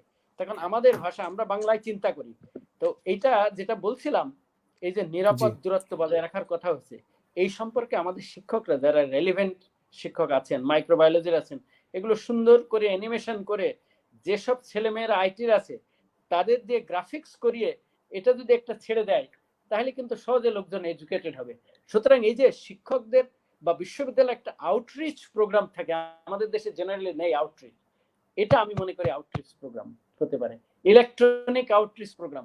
তারা সাধারণ মানুষের কাছে পৌঁছে গেল, কিভাবে নিরাপদ দূরত্বে তারা থাকবে সেটা তাদেরকে ওই গ্রাফিক্সের মাধ্যমে তারা শিখে যাবে। এটা কি আউটরিচ না? আমি মনে করি এটা ভার্চুয়াল আউটরিচ। তারপর হচ্ছে মাস্ক পড়তে হবে বা কিভাবে পড়তে হবে, সেসবগুলো আমার মনে হয় অ্যানিমেশন করে সুন্দর করে দেখা যেতে পারে, বা কারা পড়বে, কখন পড়বে। তারপরে ইমিউনিটির একটা বিরাট বিষয় আছে, কিন্তু আমরা যেটা বুঝতে পারছি আমার সায়েন্স ব্যাকগ্রাউন্ড, কমন সেন্স থেকে, সেটা হচ্ছে যে এখানে কোনো ওষুধ নেই, কোনো ভ্যাকসিন এখনো বেরোয়নি। তাহলে সবচেয়ে বড় জিনিস হচ্ছে ইমিউনিটিটা এখানে বুস্ট আপ করা। কি করলে ইমিউনিটি বুস্ট আপ হবে আমাদের অনেক শিক্ষকরাই জানেন, যে বিষয়ে যারা জানেন, ডাক্তাররা জানেন, তাদের সাথে নেটওয়ার্ক করতে হবে। এটা করে যদি আমাদের ওই লেখাগুলো যদি বিশ্ববিদ্যালয়ের ওয়েবসাইটে থাকে এবং কিছু কিছু যদি ফেসবুকে মাঝে মাঝে ছাড়া হয় অন্য জায়গায়, তাহলে মানুষ এটা শিখবে। আমাদের বলছে লেবু খেতে হবে, তারপর অন্যান্য জিনিস হতে হবে। আমরা জানি লেবু, ভিটামিন সি খেলে ক্রেব সাইকেলে, মানে রেসপিরেশনের সময় ওটা তো একটা এনজাইম হিসেবে কাজ করে। ডিঅক্সি অ্যাসকর্বেট, অ্যাসকর্বিক অ্যাসিড তো অক্সি আর ডিঅক্সি অ্যাসকর্বেট এইভাবে কাজ করে। তাহলে দেখা যাচ্ছে যে এগুলো যদি ব্যাখ্যা দিলে মানুষ কিন্তু সহজে মানে। কিন্তু যেমন একজন বলছে যে আমি যেহেতু সায়েন্স ব্যাকগ্রাউন্ড, বলছে যে নিউমোনিয়ার টিকা দিলে কাজ হবে, তখন আমার শুনে আমার পছন্দ হয়নি। কেন? তার কারণ নিউমোনিয়া তো ব্যাকটেরিয়াই করে, এটা যে টিকাটা ব্যাকটেরিয়া দিলে, এটা তো ভাইরাসে কিভাবে কাজ করবে? কাজ করার কথা না। কিন্তু যুক্তি আছে, যুক্তিটা হচ্ছে কি যে না, ওই যে সাইট স্পেসিফিক, জি সাইট স্পেসিফিক এর কারণে যে লাংয়ে যেহেতু কাজ করে, সেকেন্ডারি ইনফেকশন একটা পয়েন্ট হচ্ছে সেকেন্ডারি ইনফেকশনটা ঠেকানোর জন্য। তার মানে আমি যখন দুর্বল হয়, একটা অসুখ হয়, সবাই এসে আমারে চেপে বসে আক্রমণ করে, সেটা ঠেকানোর জন্য। সুতরাং এইগুলো যদি সুন্দর করে বলে দেওয়া হয়, কন্টেন্ট তৈরি করে, সেটা আউটরিচের কাজ করবে, এটা গভর্নমেন্টকে সাহায্য করতে পারে। সুতরাং আমাদের এইটা ইমিউনিটি বাড়ানোর বিষয়টা, আমাদের ইমিউনিটিটা কিভাবে কাজ করে এটাও আমরা অনেকেই জানি না, যে ওখানে কিলার সেল থাকে যে কিল করে ফেলে। এসবগুলো যদি সুন্দর করে অ্যানিমেশন করে দেখানো হয় তাহলে ভালো হয়। এটাও আমি মনে করি আউটরিচের প্রোগ্রামের কাজ করতে পারে। খাদ্য, এখন এই যে লকডাউন থাকার জন্য আমরা কিন্তু সুষম খাদ্য পেতে অসুবিধা হচ্ছে, আমাদের ভীষণ অসুবিধা হচ্ছে। কারণ হচ্ছে যে বাজারে যাওয়া যাচ্ছে না, কিনা যাচ্ছে না, সেরকম পাওয়া যাচ্ছে না। কিন্তু যেটাই পাওয়া যায় সেটার কিভাবে সদ্ব্যবহার করা যেতে পারে এসব সম্পর্কে প্রচুর কন্টেন্ট আমাদের দরকার, কিন্তু এটা হচ্ছে না। এবং আমরা পৃথিবীর ইতিহাস থেকে দেখেছি, দুর্ভিক্ষ যখন হয় তখন যত লোক মারা যায়, তারপরে পোস্ট দুর্ভিক্ষে বেশি লোক মারা যায়। কেন যায়? খাওয়া দাওয়ার অসুবিধায় তারা দুর্বল হয়, অসুখ হয়, বিভিন্ন কারণে মারা যায়। আমাদের এখানে কিন্তু আমাদের কোভিডের চেয়ে আরো নানান অসুখ বিসুখ এরপরে পড়বে মানুষ খাওয়া দাওয়ার অসুবিধার জন্য। এবং আমি বলবো যে এখানে সুষম খাদ্য, এই ব্যাপারে আমাদের সরকার থেকে তেমন কিছু প্রচার হয়েছে বলে আমার মনে হয় না। কিন্তু কোভিডের ব্যাপারে, মাস্কের ব্যাপারে আমি মনে করি ভালো কাজ হয়েছে এবং ভেরি ভেরি ইফেক্টিভ হয়েছে। যতই সমালোচনা করুক, আমি ফিল্ডের খোঁজ নিচ্ছি এবং ভালো কাজ করেছে। তো আমি এখানে বলবো খাদ্যের ব্যাপারে সরকারের এখানে কাজ করা উচিত, যে এগুলো রেডিও টেলিভিশন সব জায়গায় বলা উচিত, এবং টেলিভিশন গুলোতে ভাগ করে নিয়ে এটা বলা উচিত। আর প্রাইভেট যে টেলিভিশন আছে সেখানে আমি বলবো যে বিশ্ববিদ্যালয়ের সাথে আমাদের যে টেলিভিশন সেন্টার আছে 50টা বা তার বেশি, তাদের সাথে একসাথে বসা দরকার। তাদের সাথে বসে তাদের বলা দরকার, এক এক বিশ্ববিদ্যালয়ে এক একটা সাবজেক্টে তোমরা প্রচার করবে। তারা ভলান্টারি সার্ভিস দেবে, কোনো অসুবিধা নাই। তারা তো ওইটা প্রচার করার পরে আবার ইউটিউবে রেখে দেয়, তারা দেওয়ার পরে সেখান থেকে তারা টাকা পায়, কিন্তু সুতরাং তাদের লস নাই। এবং এই কন্টেন্ট গুলো যদি শিক্ষকরা বানিয়ে দেন, তাহলে শিক্ষকদের মানে দুই দিকে কাজ হলো, তাই না? একটা স্নোবলিং ইফেক্ট হলো, টেলিভিশন থেকেও আরো কাজ করলো। তো আমি মনে করি যে সরকারের এটা ফ্যাসিলিটেট করতে পারে শিক্ষা মন্ত্রণালয় থেকে বা ইউজিসি থেকে, বা ইনফরমেশন মিনিস্ট্রির সাথে কথা বলতে পারে, এডুকেশন মিনিস্টার করে। স্যার, যেহেতু একটা জিনিস, যেহেতু এটা একটা ক্রাইসিস মোমেন্টে আসলে যে সরকার যদি উদ্যোগ নেয়, তাহলে বিভিন্ন টেলিকম কোম্পানিগুলো এগিয়ে আসতে পারে। বিশেষ করে দ্রুতগতি ইন্টারনেটটাকে এনশিওর করা এবং ইন্টারনেটের দামটা কমিয়ে নেওয়া। আচ্ছা, এইটা তাহলে সরকার থেকে কি করতে হবে? সরকার থেকে এটা কোঅর্ডিনেট করে দেওয়ার ব্যবস্থা করতে হবে, নাইলে কথা শুনবে না। হ্যাঁ, সরকার থেকে যদি এক জায়গায় করে দেয় তাহলে হবে। দ্বিতীয় হচ্ছে, মোবাইল কোম্পানির সাথে বসতে হবে ইউজিসি কে, অন্যদেরকে। কেন বসতে হবে? এটা বসার কারণ হচ্ছে, যারা শিক্ষার্থী তাদেরকে একটু কম রেটে দেওয়া যায় কিনা। জি স্যার, আমি ছোট্ট একটা ইনফরমেশন অ্যাড করি। আমি যেহেতু নর্থ সাউথে ক্লাস নেই, নর্থ সাউথের স্টুডেন্টদের, তো আমি আমার একটা স্টুডেন্টকে আমি প্রশ্ন করেছিলাম যে তুমি আমার যে 1.5 ঘন্টার ক্লাসটা নিতে তোমার কি পরিমাণ এমবি খরচ হয়, ব্যান্ডউইথ এমবি খরচ হয়। সে বলেছে আমার 350 থেকে 400 এমবি খরচ হয়। তো আমি হিসাব করে দেখেছি যে মোটামুটি 8.5 জিবি বা 9 জিবি হলে গিগাবাইট হলে সে একটা কোর্সে কমপ্লিট করতে পারে। তার একটা সেমিস্টারে তার কোর্সগুলো 3টা কোর্স নিলে বা 4টা কোর্স নিলে সেটা করতে পারে, যেটার দাম এখন বর্তমানে আছে 8 থেকে 9,000 টাকা। আপনি খুব ইম্পর্টেন্ট একটা পয়েন্ট তুলেছেন। আমার মনে হয় এখানে বসা দরকার বিশ্ববিদ্যালয় অথরিটি, ইউজিসি, শিক্ষামন্ত্রী এবং আইসিটি মন্ত্রী একসাথে বসা দরকার। বসে এগুলো আরো কমানো সম্ভব, কমিয়ে তাদেরকে দিয়ে দেওয়া উচিত একটা রেটে, বিশ্ববিদ্যালয় থেকে দেবে এবং শিক্ষার্থীদের জন্য স্পেশাল রেট হবে, এটা স্পেশাল রেট হবে এবং সরকারও এখানে সাবসিডি দিতে পারে। এই ক্লাসগুলো না হওয়ার জন্য শিক্ষা মন্ত্রণালয়, গভর্নমেন্টের, বিশ্ববিদ্যালয়ের, স্কুল কলেজের অনেক টাকা কিন্তু বেঁচে যাবে, তাই না? অনেক খরচ হতো কন্টিনজেন্সি। তা সেখান থেকেও হতে পারে, সরকার কিছু দিতে পারে, শিক্ষা প্রতিষ্ঠান থেকে কিছু দিতে পারে, এবং এটা সাবসিডাইজ রেট হতে পারে, এবং তারা ছাত্র কি ছাত্র না, যাতে মিসইউজ না হয় সেটা বিশ্ববিদ্যালয়ের থ্রু দিয়ে একটা তালিকা দিয়ে এটা যেতে পারে। আমি মনে করি যে এটা ইট ইজ এ মাস্ট হয়ে পড়ছে এখন, ভবিষ্যতের জন্য এটা চিন্তা করতে হবে। এটা একটা কমোডিটি, কেন তারা পাবে না? পাওয়া উচিত আমি মনে করি। এটা খুব ভালো পয়েন্ট তুলেছেন। এটা একটা কাজ করতে পারে। আর একটা কাজ হচ্ছে যে আমাদের যে শিক্ষার্থীরা এটা কিভাবে ব্যবহার করতে হয় সেগুলো তাদেরও একটু জানা দরকার, কিন্তু শেখা দরকার। সেটার জন্য দরকার হলে যে বিশ্ববিদ্যালয় এটা জানেন কিভাবে শিক্ষার্থীরা ইউজ করে, তার একটা বানিয়ে দেওয়া উচিত। সহজে একটা অ্যাপস বানিয়ে দিয়ে যেখানে ক্লিক করলেই তারা চলে যেতে পারবে, যাতে তাদের বেশি খোঁজাখুঁজি করা লাগবে না, সেটা দরকার। আর ইমিউনিটির কথা বলছি, সুষম খাদ্য বলেছি। তারপরে আরেকটা জিনিস হচ্ছে কি, এইভাবে বসে থাকলে কিন্তু বোর হয় মানুষের, নানা রকম মেলানকোলি হয়, সমস্যা হয়। সেখানে ইতিবাচক থাকতে হবে সব সময়। আমি ফেসবুকে দেখি কেউ যদি কোনো একটা কথা বলে, তাকে এমন ভালগার ল্যাঙ্গুয়েজে তাকে সমালোচনা করছে, এবং আমি তার খুঁজে ব্যাকগ্রাউন্ড দেখি যে কি জিনিস। আমি দেখেছি সবাই উচ্চশিক্ষিত কিন্তু ভেরি ব্যাড ল্যাঙ্গুয়েজ ইউজ করে, ভেরি আনফরচুনেট। তাহলে তাতে কি হয়, তার মানসিক স্বাস্থ্যের ক্ষতি হয়। যে বলল তার কিন্তু মনের ভিতর ধুরকুস করবে যে ওই যে শুনছে সে পরে তাকে সমস্যায় ফেলতে পারে কিনা, তার কারণ টিট ফর ট্যাট। আবার যে শুনলো তারও মানসিক অশান্তি হলো, যে দেখছে তারও মানসিক অশান্তি হলো। সুতরাং ইতিবাচক ভাবে সমালোচনা করা উচিত, যে এটা এই না করে এই করলে ভালো হতো। সেভাবে যদি বলা হয়, আমার একটা একটু এর মধ্যে আমি একটা প্রশ্ন অ্যাড করতে চাই। এই যে অনলাইন ক্লাস চালু করলে কি শিক্ষার্থীদের মানসিক চাপের কথা যে বললেন, এটা কি উত্তরণ হবে? কারণ 31 লক্ষ স্টুডেন্ট, তারা কিন্তু কোনো না কোনো ভাবে ফেসবুক বা অন্যান্য ভার্চুয়াল মাধ্যমে আছে, এবং তাদেরকে যদি অনলাইনে আনা যায়, দুইটা কারণে হবে। একটা কারণ হচ্ছে তারা এনগেজ থাকছে, বসে থাকতো তারা বেকার, এনগেজ থাকছে, সেটা তার ওই বোর ফিল করবে না। দ্বিতীয় আরেকটা কারণ, যখন নতুন একটা জিনিস মানুষ এক্সপ্লোর করে, যখন নতুন জিনিস, এটা তো আগে ইউজ করতো না, এখন ইউজ করছে, তখন সে কিন্তু প্রাইড ফিল করে। This is a creation. একটা বাড়িতে একটা বাছুর যদি হয়, সবাই যে সেখানে জমা হয়। একটা বাচ্চা হলে উলুধ্বনি দেয়, নাহলে আজান দেয়, কেন? This is a creation. একটা কৃষকরা সব সময় আশাবাদী থাকে, কেন? খেতে প্রত্যেকদিন যায়, যে দেখে তার গাছটা 1.5 ইঞ্চি লম্বা হয়েছে। তো এই শিক্ষার্থীটা যখন দেখবে যে সে নতুন একটা সফটওয়্যার ব্যবহার করতে শিখছে এবং নতুন ইনোভেটিভ ওয়েতে, তখন সে প্রাইড ফিল করবে। মানুষ ক্রিয়েটিভ হলে তার আয়ুও বাড়ে। সে যখন চিন্তা করবে যে আমি এটা জেনেছি শুনেছি, তখন তার ইমিউন সিস্টেমও ভালো কাজ করে, রোবাস্ট হয়। এটা আমরা যদি নিকোলো গোলম্যানের বই আছে ইমোশনাল ইন্টেলিজেন্স, আর এক বিশ্ববিখ্যাত বই একটা ইমোশনাল ইন্টেলিজেন্স, নিকোলো গোলম্যান, আমরা যদি পড়ি এটা, তাহলে দেখবো যেগুলো হয়। কিংবা আমরা যদি দেখি আরো ব্রেনের ব্যাপারে অনেক কিছু হয়েছে, যেটা নিজে কিন্তু মেরামত করে ফেলতে পারে। তো নিজে ইমিউন সিস্টেমটা অটোমেটিক রোবাস্ট হয়, সে যখন আনন্দে থাকে, ফিল করে।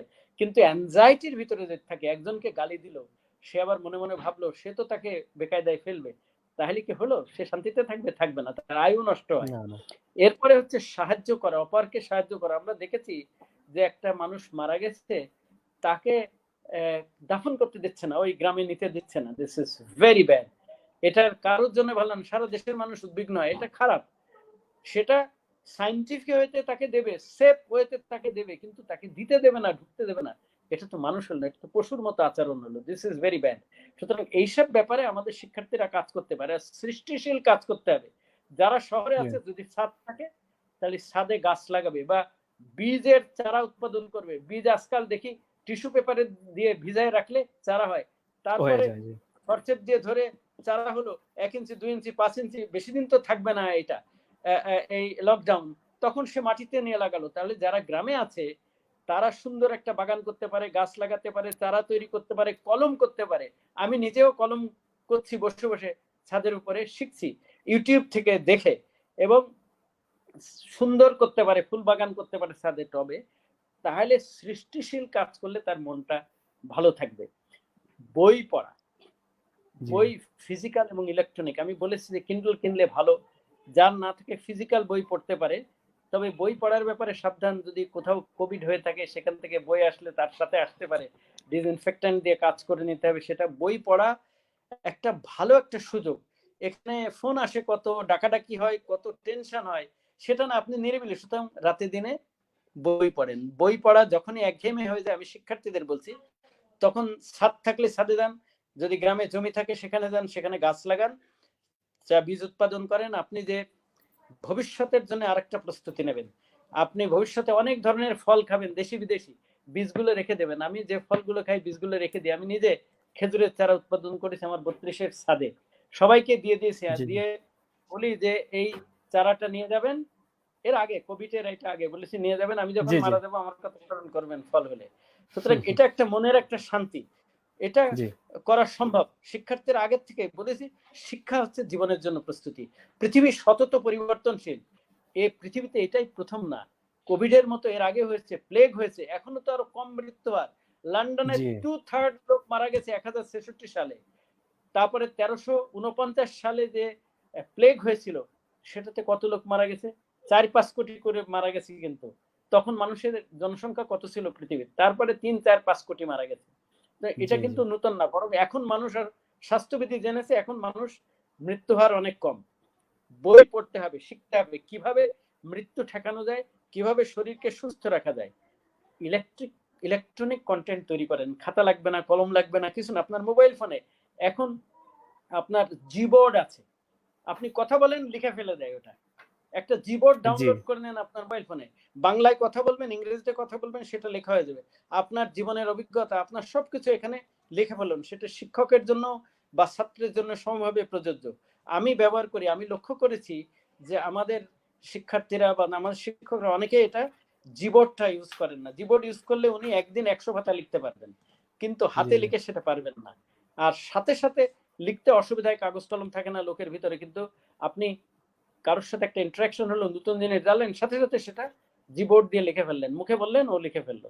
তাহলে এটা আপনি ব্যবহার করেন, আপনার সময় কিভাবে যাবে আপনি বুঝতে পারবেন না, এবং আপনার সময়টা হাইলি প্রোডাক্টিভ হবে। আমি আগেই বলেছি, ছাদের আঙিনার সদ্ব্যবহার করেন, যতদূর সম্ভব আইটি বেশি ব্যবহার করেন। জি স্যার, আরেকটা একটু প্রশ্ন করি স্যার, যে অনলাইন ক্লাস নেওয়ার সময় অনেকে অভিযোগ করে যে শিক্ষার্থীদের মনোযোগ ধরে রাখা কঠিন। তো এই মনোযোগ ধরে রাখার জন্য শিক্ষকরা কি করতে পারে? এই প্রশ্নটা আমাদের ছিল গৌতম রায়ের কাছে, আপনার কাছ থেকেও শুনবো। আরেকটা প্রশ্ন হচ্ছে যে অনলাইনে ক্লাস, যেহেতু শিক্ষক এক দিক থেকে পড়াচ্ছেন, আরেক দিকে ছাত্র আছেন, কিন্তু সেখানে তার পরিবার আছে, তার একটা সেটআপ আছে, তো এই ক্ষেত্রে পরিবারের একটা প্রস্তুতির ব্যাপার আছে। তো তারা কি করতে পারে, কিভাবে সাহায্য করতে পারে, এই ব্যাপারে কিছু বলবেন? এটা বলে নাইলে ভুলে যাব। জি জি জি। আমি একটা কন্টেন্ট তৈরি করে, 5টা কন্টেন্ট তৈরি করে আমার ইউটিউব চ্যানেল এনআই খানে রেখে দিয়েছি। তার একটা শিক্ষকের কর্তব্য, আর একটা প্রধান শিক্ষকের কর্তব্য, আর একটা অভিভাবকের কর্তব্য। আমাদের অনেক অভিভাবক বাচ্চাদেরকে মোবাইল ফোনে হাত দিতে চান না, কিংবা বাসায় ব্যবহার করতে ভয় পায়, সে ছুটি সময় বাইরে আসলে ব্যবহার করে, কিন্তু বাসায় ব্যবহার করে না। অভিভাবকদের মনে রাখতে হবে, শিক্ষা জীবনের জন্য প্রস্তুতি। বাস্তব জীবনে তার সবসময় মোবাইল ফোন ব্যবহার করতে হবে। সুতরাং তাকে মোবাইল ফোন ব্যবহার করতে দিতে হবে, শেখাতে হবে। তবে সেটা ভালো দিকে কিভাবে ব্যবহার করবে সেটা তাকে শেখাতে হবে। আপনার রান্নাঘরে যদি ধারালো ছুরি থাকে, মাছ কাটতে সুবিধা হয়। যদি ভোতা বটি থাকে বা ছুরি থাকে, তাহলে মাছ কাটতে ভীষণ অসুবিধা। কিন্তু ধারালো ছুরি থাকলে তো চোর ঢুকে আপনার গলা কেটে দিতে পারে, তাই বলে কি আপনি ধারালো ছুরি ব্যবহার করবেন না? সাবধানে রাখতে হবে, ব্যবহার করতে হবে, কিন্তু আপনাকে সাবধানে রাখতে হবে। যেমন অসুস্থ হলে অনেকে ডাক্তারের পরামর্শ নিতে চান না, অসুস্থ হলে অনেকে লুকিয়ে রাখেন, এখন মনে করেন যে আমাকে আবার পুলিশ আসবে, খোঁজ খবর রাখবে। কিন্তু সাথে সাথে জানাতে হবে, যুক্তিশীল হতে হবে আপনাকে। যুক্তিশীল না হলে আপনার লজিক্যাল থিঙ্কিং করতে হবে। লজিক্যাল থিঙ্কিং করলে কোনো অসুবিধা হবে না। আপনার শিক্ষার্থী, আপনার ছেলে বা আপনার মেয়েকে মোবাইল ফোন বা ইলেকট্রনিক গ্যাজেট ব্যবহার করতে দিতেই হবে, নাহলে ভবিষ্যতে যখন সে বাস্তব জীবনে যাবে সে কিছুই ব্যবহার করতে পারবে না, সে আউটডেটেড অ্যান্ড আউটমুডেড হবে। Good point. আর একটা জি স্যার। কথা জি স্যার, বলতে বলুন। চাচ্ছিলাম যে আমি মনে করি একটা পরামর্শ সেন্টার খোলা যায় কিনা ইলেকট্রনিক, জি, যারা জি, জি, আইটির টিচার আছেন জি, সেখানে একটা বিশ্ববিদ্যালয় থেকে এটা পরামর্শ সেন্টার খোলার আমি পরামর্শ দিতে চাই। প্রত্যেক ইউনো ডিসি তারা খুলছে, কিন্তু একটু অন্যভাবে হয় কি, মাল্টি ডিসিপ্লিনারি হলে ভালো হয়।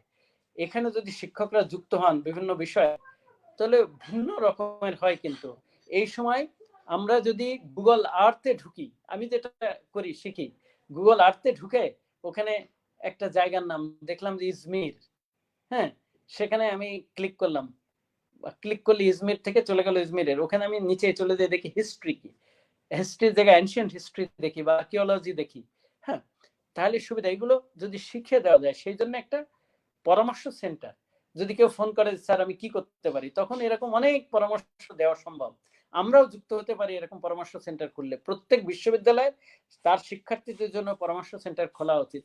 ঠিক একইভাবে বাইরের কোনো লোক যদি ফোন করে তাকেও ওই আউটরিচ হিসেবে মানা উচিত, যেমন সিঙ্গাপুররা করে থাকে। সিঙ্গাপুর পুলিশ খুব বেস্ট। কেন? সিঙ্গাপুর থানায় যদি কেউ ফোন করে বলে আমার বাসায় ইলেকট্রিসিটি নেই, পুলিশ কিন্তু তাকে গালি দেয় না যে বেটা তুমি আমাকে কেন থানায় ফোন করেছো, এটা ইলেকট্রিক অফিসে যাও। তা কিন্তু তারা বলে না, তারা ইলেকট্রিক অফিসকে ফোন করে দেয় যে অমুক বাড়িতে অমুক জায়গায় নাই। এটা হয় কি, একটা র্যাপোর্ট তৈরি হয়, একটা সম্পর্ক তৈরি হয়, একটা মানে ভালোবাসার সম্পর্ক, আন্তরিকতার সম্পর্ক সৃষ্টি হয়। তাহলে আমার একটা পরামর্শ হচ্ছে যে একটা পরামর্শ সেন্টার খোলা, এটা ইলেকট্রনিক্যালি খোলা সম্ভব। এক দুইজন টিচাররা ইলেকট্রনিক্যালি যদি যোগ থাকে, যখন দরকার হলো তখন তারা উত্তর দিল। আর একটা বিষয় হচ্ছে, আমরা দেখেছি যে এখন আজকে দেখতে পাচ্ছি যে কুকুর বিড়ালেরও সংক্রমণ হচ্ছে, এটা কোভিড। তা কুকুর বিড়ালের যদি হতে পারে, তাহলে আমাদের শাকসবজি মার্কেট থেকে আমরা যেটা কিনছি এটার ভিতরে এর থেকেও হতে পারে। এর থেকে আমরা কিভাবে পরিত্রাণ পাবো সেটা কিন্তু আমাদের শেখা দরকার, জানা দরকার। আমরা অনেক কিছুই কিন্তু এই বিষয়ে জানি না। তবে আমি ই কমার্সের একটা অ্যাসোসিয়েশন আমি থাকতে করেছিলাম, ওনাদেরকে আমি বলেছি, ওনাদের ওখানে যাই, ওনারা কিন্তু অলরেডি তাদের নিজের উদ্যোগে, আমি বলার আগেই দেখলাম ওনারা নিজের উদ্যোগে করেছে। তাদের ই কমার্স মিনিস্ট্রি থেকে, কমার্স মিনিস্ট্রি থেকে একটা অনুমোদন নিয়ে নিয়েছে। তারা সব জায়গায় এটা ডিস্ট্রিবিউট করতে পারবে, ই কমার্সের মাধ্যমে কেনাকাটা, ডেলিভারি দিতে পারবে। তাদের লোকজন যা চলাচল করতে পারে এবং কিভাবে এগুলো জীবাণুমুক্ত থাকবে সেটাও তারা ফলো করছে যতদূর সম্ভব। তাহলে আমাদেরও যে আমাদের কমার্স ডিপার্টমেন্ট আছে, অন্য ডিপার্টমেন্ট আছে, তাদেরকে বলা উচিত যে কিভাবে আমরা এই যে খাবার বা বাইরে থেকে যেসব মালামাল আসছে তার থেকে আমরা যাতে সংক্রমণ থেকে দূরে থাকতে পারি, সেটা কিভাবে আমরা করব, সেটা শিক্ষকরা চিন্তা করে সুন্দর করে হ্যান্ডস অন গবেষণা বা অ্যাকশন রিসার্চও করতে পারেন। এটা কারণ হচ্ছে যে কোভিড দীর্ঘস্থায়ী সম্ভব না, এইভাবে লকডাউন দীর্ঘস্থায়ী করা সম্ভব না। তাহলে অর্থনৈতিক মুখ থুবড়ে পড়বে, বাংলাদেশের অর্থনীতি মুখ থুবড়ে পড়বে অন্য দেশের মতোই। চায়না যে এত ফাস্ট গ্রোথ, আমরা এখন দেখছি নেগেটিভ গ্রোথ হবে তাদের।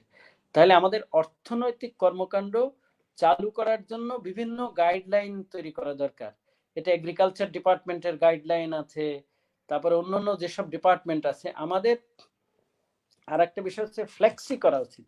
যাদের বিশ্ববিদ্যালয় হোক, অন্য জায়গায় হোক, অফিস, সবাই একসাথে এসে অফিস করবে তা না। অফিস করবে, যদি আসতে হয় তাহলে ফ্লেক্সি অফিস হবে। কেউ হয়তো 10টা আসলো, কেউ 11টা আসলো, কেউ 12টা আসলো।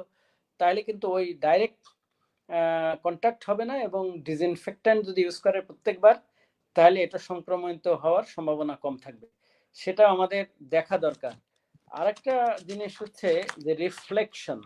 প্রত্যেকটা জিনিস একটা রিফ্লেকশনের আমরা সুযোগ পেয়েছি এবার।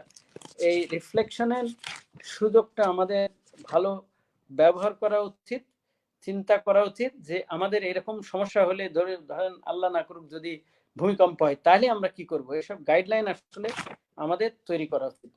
আর এখানে শিক্ষা মন্ত্রণালয় কি করতে পারে, আমি মনে করি শিক্ষা মন্ত্রণালয় অন্যদের সাথে, আইটির সাথে নেগোশিয়েট করতে পারে মোবাইল ফোনের সাথে, যাতে শিক্ষার্থীদের সস্তায় ডিফারেন্ট প্যাকেজের মাধ্যমে এটা দেয়। এটা একটা কাজ করতে পারে। দুই হচ্ছে বই, শিক্ষার্থীদের যে বইয়ের ব্যাপারে শিক্ষকদের ইনসেনটিভ দিতে পারে যাতে তারা বই লেখে, লোকালাইজেশন অ্যান্ড কন্টেক্সচুয়ালাইজেশন তাহলে হতে পারে, বইয়ের ব্যাপারে কাজ করতে পারে, শিক্ষা মন্ত্রণালয় থেকে ইনসেনটিভ দিতে পারে। 2-3 হচ্ছে আমি মনে করি শিক্ষা মন্ত্রণালয় থেকে দিক নির্দেশনা যে প্রত্যেকটা শিক্ষা প্রতিষ্ঠানে অনলাইনে পরীক্ষা নিতে পারবে এবং পরীক্ষা দিতে পারবে, তাহলে তারা খাতা দেখে, এবং এটা একটা সুযোগ সৃষ্টি হয়ে গেল, সেটা হচ্ছে কন্টিনিউয়াস ইভালুয়েশন। যে বছরের শেষে পরীক্ষা নেয় এটা তো ভালো না, কন্টিনিউয়াস যদি অ্যাসাইনমেন্ট দেয় এবং তার থেকে নাম্বার দেয় তাহলে এটাই আরো বেশি ভালো কিন্তু, এবং অ্যানালিটিক্যাল ক্যাপাবিলিটি বাড়ে, আর অনেক কিছুই বাড়ে, সুবিধা হবে।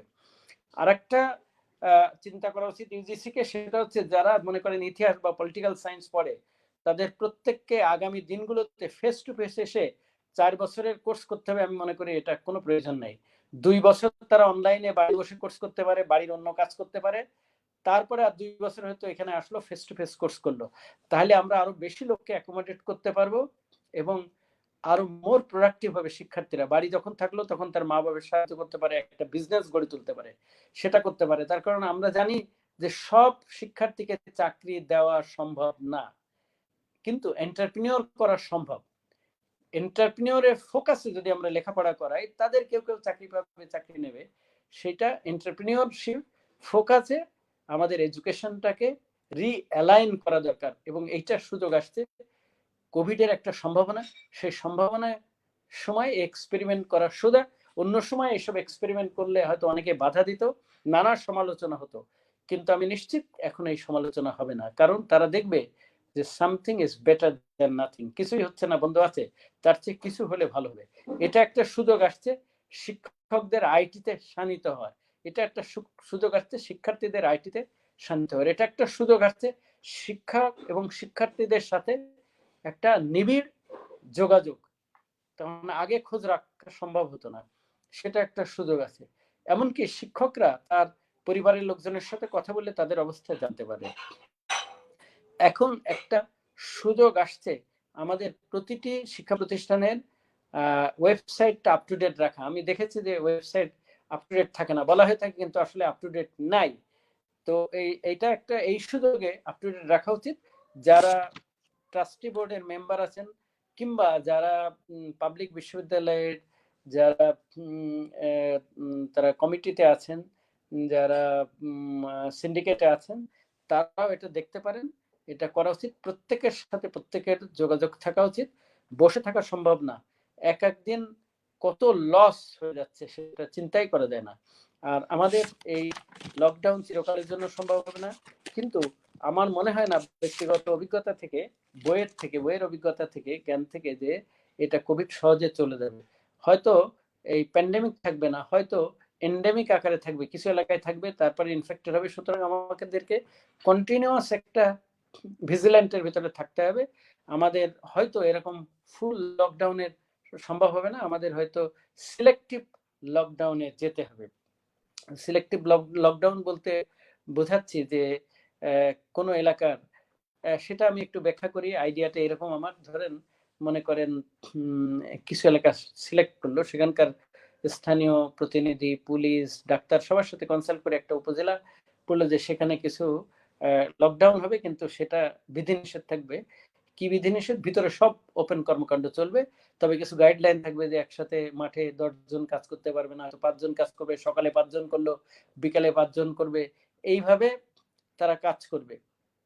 তারপরে হাটে যদি একদিন 2 দিন হাট হয় তাহলে প্রচুর লোকের সমাগম হয়, তাহলে যদি স্প্রেড করে দেওয়া হয়, প্রত্যেকদিন সকালেই যদি হাট হয় তাহলে কম লোক যাবে, এবং যদি 5-6 ফুট দূরে দূরে বসিয়ে দেওয়া হয়, এবং শুধু পাইকারি বিক্রি যেটা হবে সেটা যদি ওই আগের হাটের দিনে হয় তাহলে ভালো। এরকম ডিভাইস করতে হবে, এরকম গাইডলাইন তৈরি করতে হবে। গাইডলাইন তৈরি করে আমরা যদি এটা করে সিলেক্টিভ লকডাউন করি এক উপজেলা যেখানে কোনো কিছু নেই, সেটা ক্লোজ করে দিলাম, বাইরে থেকে কেউ আসতে পারবে না, যেতে পারবে না, ভিতরে একেবারে ওপেন থাকবে। তারপরে দেখি পাশের আর একটা উপজেলা, তারপরে পাশের উপজেলা, এই করতে করতে একটা জেলা ইউনিট, সেখানে যদি কোনো কিছু না থাকে তো সব ওপেন করে দেওয়া। কিন্তু এটা করার আগেই প্রত্যেক জায়গায় টেস্টের ব্যবস্থা রাখতে হবে, যাতে 1 জন 2 জন হলেই সাথে সাথে আইসোলেট করা যায়, কোয়ারেন্টাইনে দেওয়া যায়, এবং টেস্ট করে তার চিকিৎসার ব্যবস্থা করা যায়। তো এইভাবে আমাদের সম্ভবত আগামী দিনগুলোতে যেতে হবে, আমি মনে করি। তাই আমি এই বিষয়ে বলবো হয়তো কালকে 4:30টার দিকে এই বিষয়ে। তো আমার মনে হচ্ছে যে আমরা উচ্চশিক্ষার ক্ষেত্রে কোভিডের যে সমস্যা, এই সমস্যাটাকে আমরা যদি সম্ভাবনায় তৈরি করতে পারি, তাহলে আমরা নিঃসন্দেহে আমরা একটা ভালো দিকে এগিয়ে যাব। আমি দেখতে পাচ্ছি না গৌতম বাবুকেও, আমি দেখতে পাচ্ছি না। অবশ্য আপনারা আসলে অবশ্য চলে আসবেন, সাথে সাথে আসলে আমি তখন ছেড়ে দেবো, আমি প্রায় শেষের দিকে। তাহলে আমি যদি একটু আবার বলি যে আমাদের বিশ্ববিদ্যালয় সর্বোচ্চ বিদ্যাপীঠ, এখানে যারা টিচার আছেন সবাই কম্পিটেন্ট এবং তারা প্রত্যেকে একজন নেতা। এবং আমি বলবো যে এই নেতাদেরও নেতা দরকার হয়, যারা এটা কোঅর্ডিনেট করবেন, কোঅর্ডিনেশনের জন্য বা কোঅর্ডিনেটর, সেটা দরকার।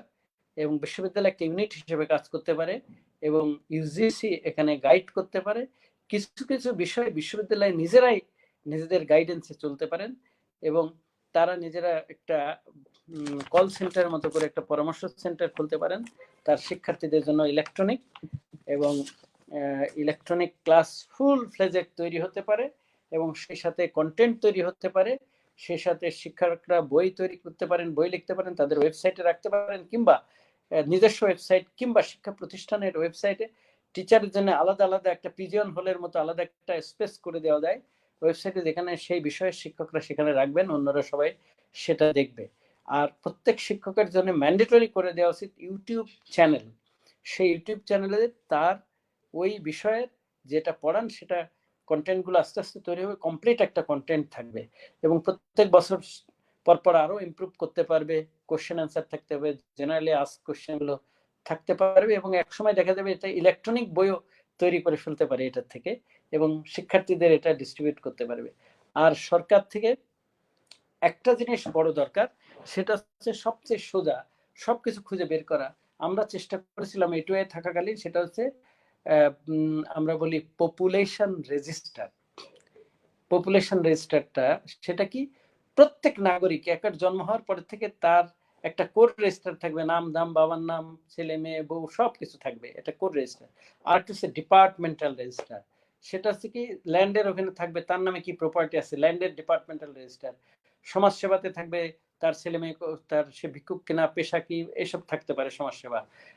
হোমের থাকতে পারে পুলিশের কাছে যে সে কি ক্রিমিনাল কিনা তার কোনো রেকর্ড আছে কিনা। এগ্রিকালচারে থাকতে পারে তার কতটুকু জমি আছে, কি জমি কি আছে। তারপরে তার আরো ব্যাকগ্রাউন্ড কি, একাডেমিক ব্যাকগ্রাউন্ড কি সেটা থাকতে পারে, এডুকেশন ডিপার্টমেন্ট থেকে থাকতে পারে। This is called departmental peripheral register. আর কোর রেজিস্টার আমার যে কোনো সময় আমি ক্লিক করলে সেখান থেকে সবকিছু পেয়ে যাবে। সুতরাং এইটা যদি আমরা তৈরি করতে পারতাম, আমরা দায়িত্ব দিয়েছিলাম, আমি যে যখন ছিলাম এটুআইয়ের এনপিডি, যখন মাননীয় প্রধানমন্ত্রী পিএস মান, তখন দায়িত্ব দিয়েছিলাম, কিন্তু কেউ আসলে করেনি এটা। এটা সবাই এড়িয়ে গেছে। সত্যি বলতে কি যদি এটা করা হতো বা এখনো করা দরকার, তাহলে 2 মিনিটে কোনো অপরাধ হলেও সেটা খুঁজে বের করা যাবে। বিশ্ববিদ্যালয়ে যদি আজকে তার তালিকা না থাকে, তাহলে অনলাইনে ঢুকেই কিন্তু ওই শিক্ষার্থীকে তার ব্যাকগ্রাউন্ডকে সব কিছু বের করা যাবে। সুতরাং যদি আমরা সিলেক্টিভলি চিন্তা করি, যাদের অবস্থাপন্ন তাদের ইন্টারনেটের জন্য সাবসিডি দেওয়া দরকার নেই, কিন্তু যারা গরিব, যাদের আর্থিক সঙ্গতি নাই, ওখান থেকে বোঝা যাবে কতটুকু জমি আছে, কি করে, চাকরি করে না কি করে বাবা, তখন সেখান থেকে ইজিলি তাকে ওই কিছু সিলেক্টিভ লোকজনদেরকে আইডেন্টিফাই করে তাদেরকে মোবাইল নেটের সাপোর্ট দেওয়া যেতে পারে, যাতে ক্লাসে ইউজ করতে পারে। এবং এমন সুন্দরভাবে করে দেওয়া সম্ভব যে ওটা শুধু এই কাজে ইউজ করতে পারবে, অন্য কাজে ইউজ করতে পারবে না, সেটাও কিন্তু পসিবল। আমাদেরকে ক্রিটিক্যালি চিন্তা করতে হবে, পৃথিবীতে টিকে থাকে কারা, যারা সার্ভাইভাল অফ দি ফিটেস্ট। যারা ফিটেস্ট তারাই সার্ভাইভ করে। তাহলে শিক্ষা কেন, যে কোনো বিষয়ে আমাদের সার্ভাইভ করতে হবে। আমরা যদি বেটার এডুকেটেড হই, তাহলে আমরা আগামী দিনগুলোতে হয়তো নিজেরাই আমরা বের করতে পারবো, এই টিকা বের করতে পারবো। আমাদের রিসার্চের দিকে সুযোগ রাখতে হবে, আমাদের শিক্ষকদেরকে সংযুক্ত হতে হবে। এখন যে হাসপাতালে এসব যাচ্ছে কোভিড, সেসব ডেটাগুলো সংগ্রহ করতে হবে। এই ডেটা সংগ্রহ করা হলে তখন আমরা যে এত কথা বলছি যে আর্টিফিশিয়াল ইন্টেলিজেন্স, এই ডেটা ছাড়া আর্টিফিশিয়াল ইন্টেলিজেন্স হয় না, অনেক দিনের ডেটা লাগে, অ্যাকুরেট ডেটা লাগে। তাহলে আমরা যদি ডেটাগুলো কালেকশন করি, তখন ইলেকট্রনিক্যালিও কিন্তু অনেকগুলো অ্যাডভাইস করা সম্ভব, মেডিকেল অ্যাডভাইস। তো আমাদের বিশ্ববিদ্যালয়ের সাথে মেডিকেলে অনেক বিশ্ববিদ্যালয়, পাবলিক বিশ্ববিদ্যালয়, তাদের সাথে মেডিকেল কলেজ কিন্তু অ্যাফিলিয়েটেড। তাহলে তাদের এখানে টিম আপ হতে পারে, স্ট্যাটিস্টিশিয়ান, আদার রিসার্চার, মেডিকেল মিলে এগুলো রিসার্চ করা উচিত। গবেষণা না করলে সব বাইরের দেশের দিকে তাকিয়ে থাকলে হবে না। এখন অন্য দেশের মানুষের সিস্টেম কিছুটা হলেও পার্থক্য আছে। আমি একটা বই পড়েছি, যিনি নেদারল্যান্ডসে ব্রেন রিসার্চ ইনস্টিটিউটের যিনি ডাইরেক্টর ছিলেন, উনি বলছে there are two difference between Asian and European brain. ব্রেনের স্ট্রাকচারও সামান্য হলেও কিন্তু পার্থক্য আছে। তো সুতরাং মানুষ টু মানুষ পার্থক্য আছে, জাতি থেকে জাতির ডেফিনেটলি পার্থক্য আছে, যদিও সবাই বুদ্ধিমান সব রকমের, কিন্তু স্ট্রাকচারাল ডিফারেন্স, কাজ হয়তো একই রকম কিন্তু বিভিন্ন সিস্টেমটা অন্যভাবে একটু ডিফারেন্ট আছে। তো আমি বলবো যে আমরা এখানে বলার চেষ্টা করছি অনেকক্ষণ, আপনারা আমি জানি না বিরক্ত হয়ে গেছেন কিনা। আমি দুইজনের কাউকে আমি পাচ্ছি না, গৌতম বাবুকে পাচ্ছি না। আমি অনেকক্ষণ বলছি, আমার মনে হয় বিরক্তি তৈরি করে ফেলছি। তো আমি যদি গৌতম বাবু অন্যদেরকে পেতাম তাহলে আমার মনে হয় ভালো হতো। আমি পাচ্ছি না ওনাদেরকে, তাহলে ওনাদের কাছে ছেড়ে দিতাম। Everyone can see and hear you. আচ্ছা, তাহলে আমরা আবার একটু রিক্যাপিচুলেট করি। সরকার কি করতে পারে? সরকার নেগোশিয়েট করে যারা নিডি তাদের জন্য নেট ফ্যাসিলিটিজ এর সুযোগ করে দিতে পারে। সরকার কি করতে পারে? ইউজিসি কে বোঝাতে পারে যে অনলাইনে পরীক্ষার ব্যবস্থা করা উচিত। তারপরে বিশ্ববিদ্যালয় গ্রান্টস কমিশন আগামীতে চিন্তা করতে পারে যে অনেকগুলো সাবজেক্টে অনলাইনে টিচিং লার্নিং হতে পারে, অ্যাটলিস্ট 4 ইয়ার্স এর কোর্স 2 বছর হতে পারে, সেটা ইউজিসি কে ডিভাইস করা উচিত। আমাদের শিক্ষানীতি শিক্ষা মন্ত্রণালয় থেকে কিছুটা পরিবর্তন করা উচিত, ডুয়াল মোডে দেওয়া যেতে পারে। একটা শিক্ষার একটা সেশনকে কিছুটা অনলাইনে কিছুটা ফেস টু ফেস এটা করা যেতে পারে। সেগুলো কিছু ডিফেক্ট আছে আমি মনে করি, তার মানে আউটডেটেড হয়ে গেছে, ডিফেক্টিভ বলা যাবে না, আউটডেটেড হয়েছে, সেগুলো আপ টু ডেট করা দরকার। আমাদের শিক্ষকদের বা বিশ্ববিদ্যালয়ে শিক্ষকরা আউটরিচ আমাদের সাধারণত নাই, কিন্তু আমরা ভার্চুয়াল আউটরিচে যেতে পারি এখন, আমরা রিসার্চে যেতে পারি, এখনই নেমে পড়তে পারি। আমরা কিউবা যদি টিকা তৈরি করতে পারে হেপাটাইটিস বি, তাহলে বাংলাদেশ কেন পারবে না? আমাদের মানুষরা, আমাদের শিক্ষকরা কি কম মেধাবী? তা না, অবশ্য চেষ্টা করতে হবে এবং চেষ্টার একটা সুযোগ করে দিতে হবে। 3টা জিনিস দরকার হয় কোনো কাজ করতে। একটা সাপোর্ট, সরকার থেকে একটা সাপোর্ট দরকার। দ্বিতীয় হচ্ছে ক্যাপাসিটি, যোগ্যতা দরকার, যারা যোগ্য আছে তাদেরকে খুঁজে বের করে এই দায়িত্ব দেওয়া উচিত। আর একটা হচ্ছে রিসোর্স, টাকা দরকার হয় বা আদার রিসোর্সের অবশ্যই দরকার হয়, সেই রিসোর্সটা জোগাড় করতে হবে, আমাদের গভর্নমেন্ট থেকে দিতে হবে। 2 হচ্ছে আমাদের অনেক কাজে রিসোর্স হয়, বন্যা ত্রাণ কাজে, তাহলে আমাদের কেন ইউজিসি বা বিশ্ববিদ্যালয় থেকে কেন ড্রাইভ দেওয়া যাবে না? তাদের শিক্ষার্থী যারা, তারাই তো সব সারা দেশের ধনী লোক বা তারাই ক্ষমতাধর, তাহলে তাদের কাছে নিশ্চয়ই যে আলাদা ফান্ড ক্রিয়েট করা উচিত রিসার্চের 2 দিক থেকে, বোর্ড গভর্নমেন্ট থেকে এবং নিজস্ব প্রচেষ্টায় রিসার্চের করা উচিত। আর আমি মনে করি বিশ্ববিদ্যালয়ে আরেকটা জিনিস হচ্ছে কি, মানুষকে ধাবিত করতে হয়। রেল লাইন তৈরি করে দিলে রেলের পথ দিয়ে চড়ে, রেল লাইন তৈরি করে দেওয়া দরকার। শিক্ষক নিয়োগেও পরিবর্তন আনা দরকার। সেখানে হচ্ছে বলা উচিত যে কত পার্সেন্ট সে রিসার্চ করবে, কত পার্সেন্ট সে পড়াবে, এবং এটা অন্য দেশে আছে, ইউরোপ আমেরিকাতে আছে। এখনই এই পরিবর্তনগুলো আনা উচিত। তাহলে হয় কি, আমাদের যে সমস্যা সাথে সাথে সমাধান হবে। আমাদের এই যে প্রথমে আমরা হাবুডুবু খাচ্ছিলাম যে আমাদের পিপি কি করে তৈরি হবে, আমাদের দেশে অন্যরা তৈরি করতে পারছে, ইরানের মতো দেশ তারা নিজেরা তৈরি করছে, আমরা কেন পারবো না? আমরা অবশ্যই পারবো। আমাদেরকে নতুন সব বিদেশের পদ্ধতি এখানে প্রয়োগ করা যাবে না বা সম্ভব হবে না। ইভেন যে লকডাউন, সেটাও অন্য দেশের মতো এখানে কার্যকর করা সম্ভব হবে না, কারণ আমাদের অত্যন্ত ঘনবসতির দেশ, আমাদের একেবারে পুরো আরবান এলাকার মতো আমাদের ডেনসিটি। তো আমাদেরকে সেই জন্য আমাদের মতো করে কন্টেক্সচুয়ালাইজ করে আমাদেরকে এটা ব্যবহার করতে হবে, লোকালাইজ করে আমাদের ব্যবহার করতে হবে, তা না হলে আমরা ভালো রেজাল্ট পাবো না। আচ্ছা, এখানে নাসির সাহেবকে আমার মনে হয় নাসির সাহেবকে আমি একটু পৌঁছাতে পারি কিভাবে? আমাকে কি শুনতে পাচ্ছেন কিনা আমি বুঝতে পারছি না। stream.com। আমাকে কি শুনতে পাচ্ছেন? আমি বুঝতে পারছি না যে, তো যাই হোক, তো অনেকক্ষণ 1 ঘন্টা 1 ঘন্টার কথা বলেছি। তো আরেকবার বলছি যে একটা নতুন মনে হতে পারে আপনাদের কাছে, সেটা হচ্ছে পপুলেশন রেজিস্টার করা দরকার। আমাদের মানুষের কোনো হিসাব কিতাব নাই। আপনাদের কাছে মনে হতে পারে যে আমাদের আছে, ওই ভোটার লিস্ট আছে, ভোটার আইডি আছে। ভোটার আইডি কিন্তু এইসব কাজে ব্যবহার করা যায় না, সার্ভিসের কাজে ব্যবহার করা যায় না। সেই জন্য আমাদের দরকার একটা কোড রেজিস্টার, নাম ধাম, ছেলে মেয়ে, বউ, বাড়ি কোথায় সব। আর একটা প্রত্যেক যে 300-350-এরও বেশি আমাদের যে ডাইরেক্টরেট আছে, প্রত্যেকে তার নিজস্ব একটা রেজিস্টার থাকবে, সেটা আমার সাথে কানেকশন থাকবে। তাহলে আমি যদি ধরেন একটা উদাহরণ হিসেবে বলি, আমি পাসপোর্টে যদি আমার মোবাইল ফোনে একটা আঙ্গুলের ছাপ দিয়ে দেই, তাহলে আমার দিয়ে ওখান থেকে একটা অর্ডার দিয়ে দিলাম, আমার পাসপোর্ট দরকার, তাহলে কিন্তু সাথে সাথে ওখানে পাসপোর্ট 5 মিনিটে আমি কেন পাবো না? পাসপোর্ট অফিসের সাথে চেক করবে আমার নামে কোনো মামলা নেই, তাহলে সেখানে পাসপোর্ট দিয়ে দেবে এবং পাসপোর্ট ওখানে পাঠিয়ে দেবে। দিলে হয়তো পাসপোর্ট অফিসের যে প্রিন্টিং এর কাগজ থাকবে সেখানে আমি প্রিন্ট করে নিয়ে নিতে পারবো। এটা সম্ভব। বা প্রাইভেট এজেন্টের কাছেও প্রিন্টিং এর জন্য অর্ডার দেওয়া যেতে পারে, তাদের এজেন্ট থাকতে পারে। It is possible.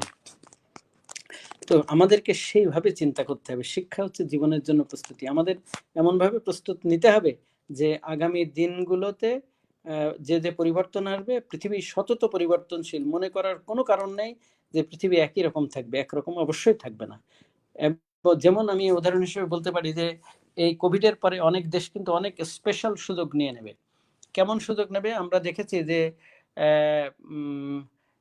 9/11 এর পরে অনেক দেশ কিন্তু টাকার খনি পেয়ে গেছে। কিভাবে? যেমন ইসরায়েল, তারা সিকিউরিটি ইকুইপমেন্ট বিক্রি করে অনেক টাকা করে ফেলছে। কিভাবে করছে? যেমন এখন প্রত্যেকটা দোকান, অফিস, আদালত সব জায়গায় একটা থাকে। সকল জায়গায় আমরা দেখতে পাচ্ছি আর্চই থাকে, তারপরে এক্সপ্লোসিভ বা মেটাল ডিটেক্টর থাকে। আগে কখনো ছিল না। এটা নতুন একটা ধারণা। ঠিক সেরকম পোস্ট কোভিড এর পরে কিন্তু নতুন অনেক জিনিস তৈরি হবে। এরপরে দেখা যাবে এরকম ডিটেক্টর বের হবে যে ওই জীবাণু কিভাবে ডিটেক্ট করতে হবে, সেটা সফটওয়্যার হয়তো বেরিয়ে যাবে, মোবাইল ফোন থেকে হয়তো ডিটেক্ট করা সম্ভব হবে, এরকম একটা ব্যবস্থা থাকবে। তো বা অনেকগুলো সফটওয়্যার হবে, আরো অনেক রেস্ট্রিকশন, এয়ারপোর্ট, বাস স্ট্যান্ড সব জায়গায় থাকবে এবং এগুলো আমাদেরকে কিনতে হবে। না হলে হয়তো বলবে যে তোমাদের এয়ারপোর্টে আমরা আসবো না, তোমাদের কোনো প্লেন আমাদের এখানে নামতে দেবো না, তোমাদের অন্য গাড়ি ঘোড়াও আমরা অ্যালাউ করবো না, তোমাদের মানুষকে অ্যালাউ করবো না। তাহলে এইসব সমস্যা কিন্তু দেখা দেবে। তাহলে এইসব বিষয় আমাদের আরো চিন্তা করতে হবে। এটা না চিন্তা করলে হবে না, চিন্তা করে তারপরে ব্যবস্থা নিতে হবে কি করা যায়, কিভাবে আগানো যায়। তো আপনাদের সবাইকে অসংখ্য ধন্যবাদ। আমি আমার মনে হয় ধৈর্যের বাঁধ ভেঙে ফেলছি আপনাদের। আমি একটু দেখি নাসির সাহেবকে পৌঁছাতে পারি কিনা।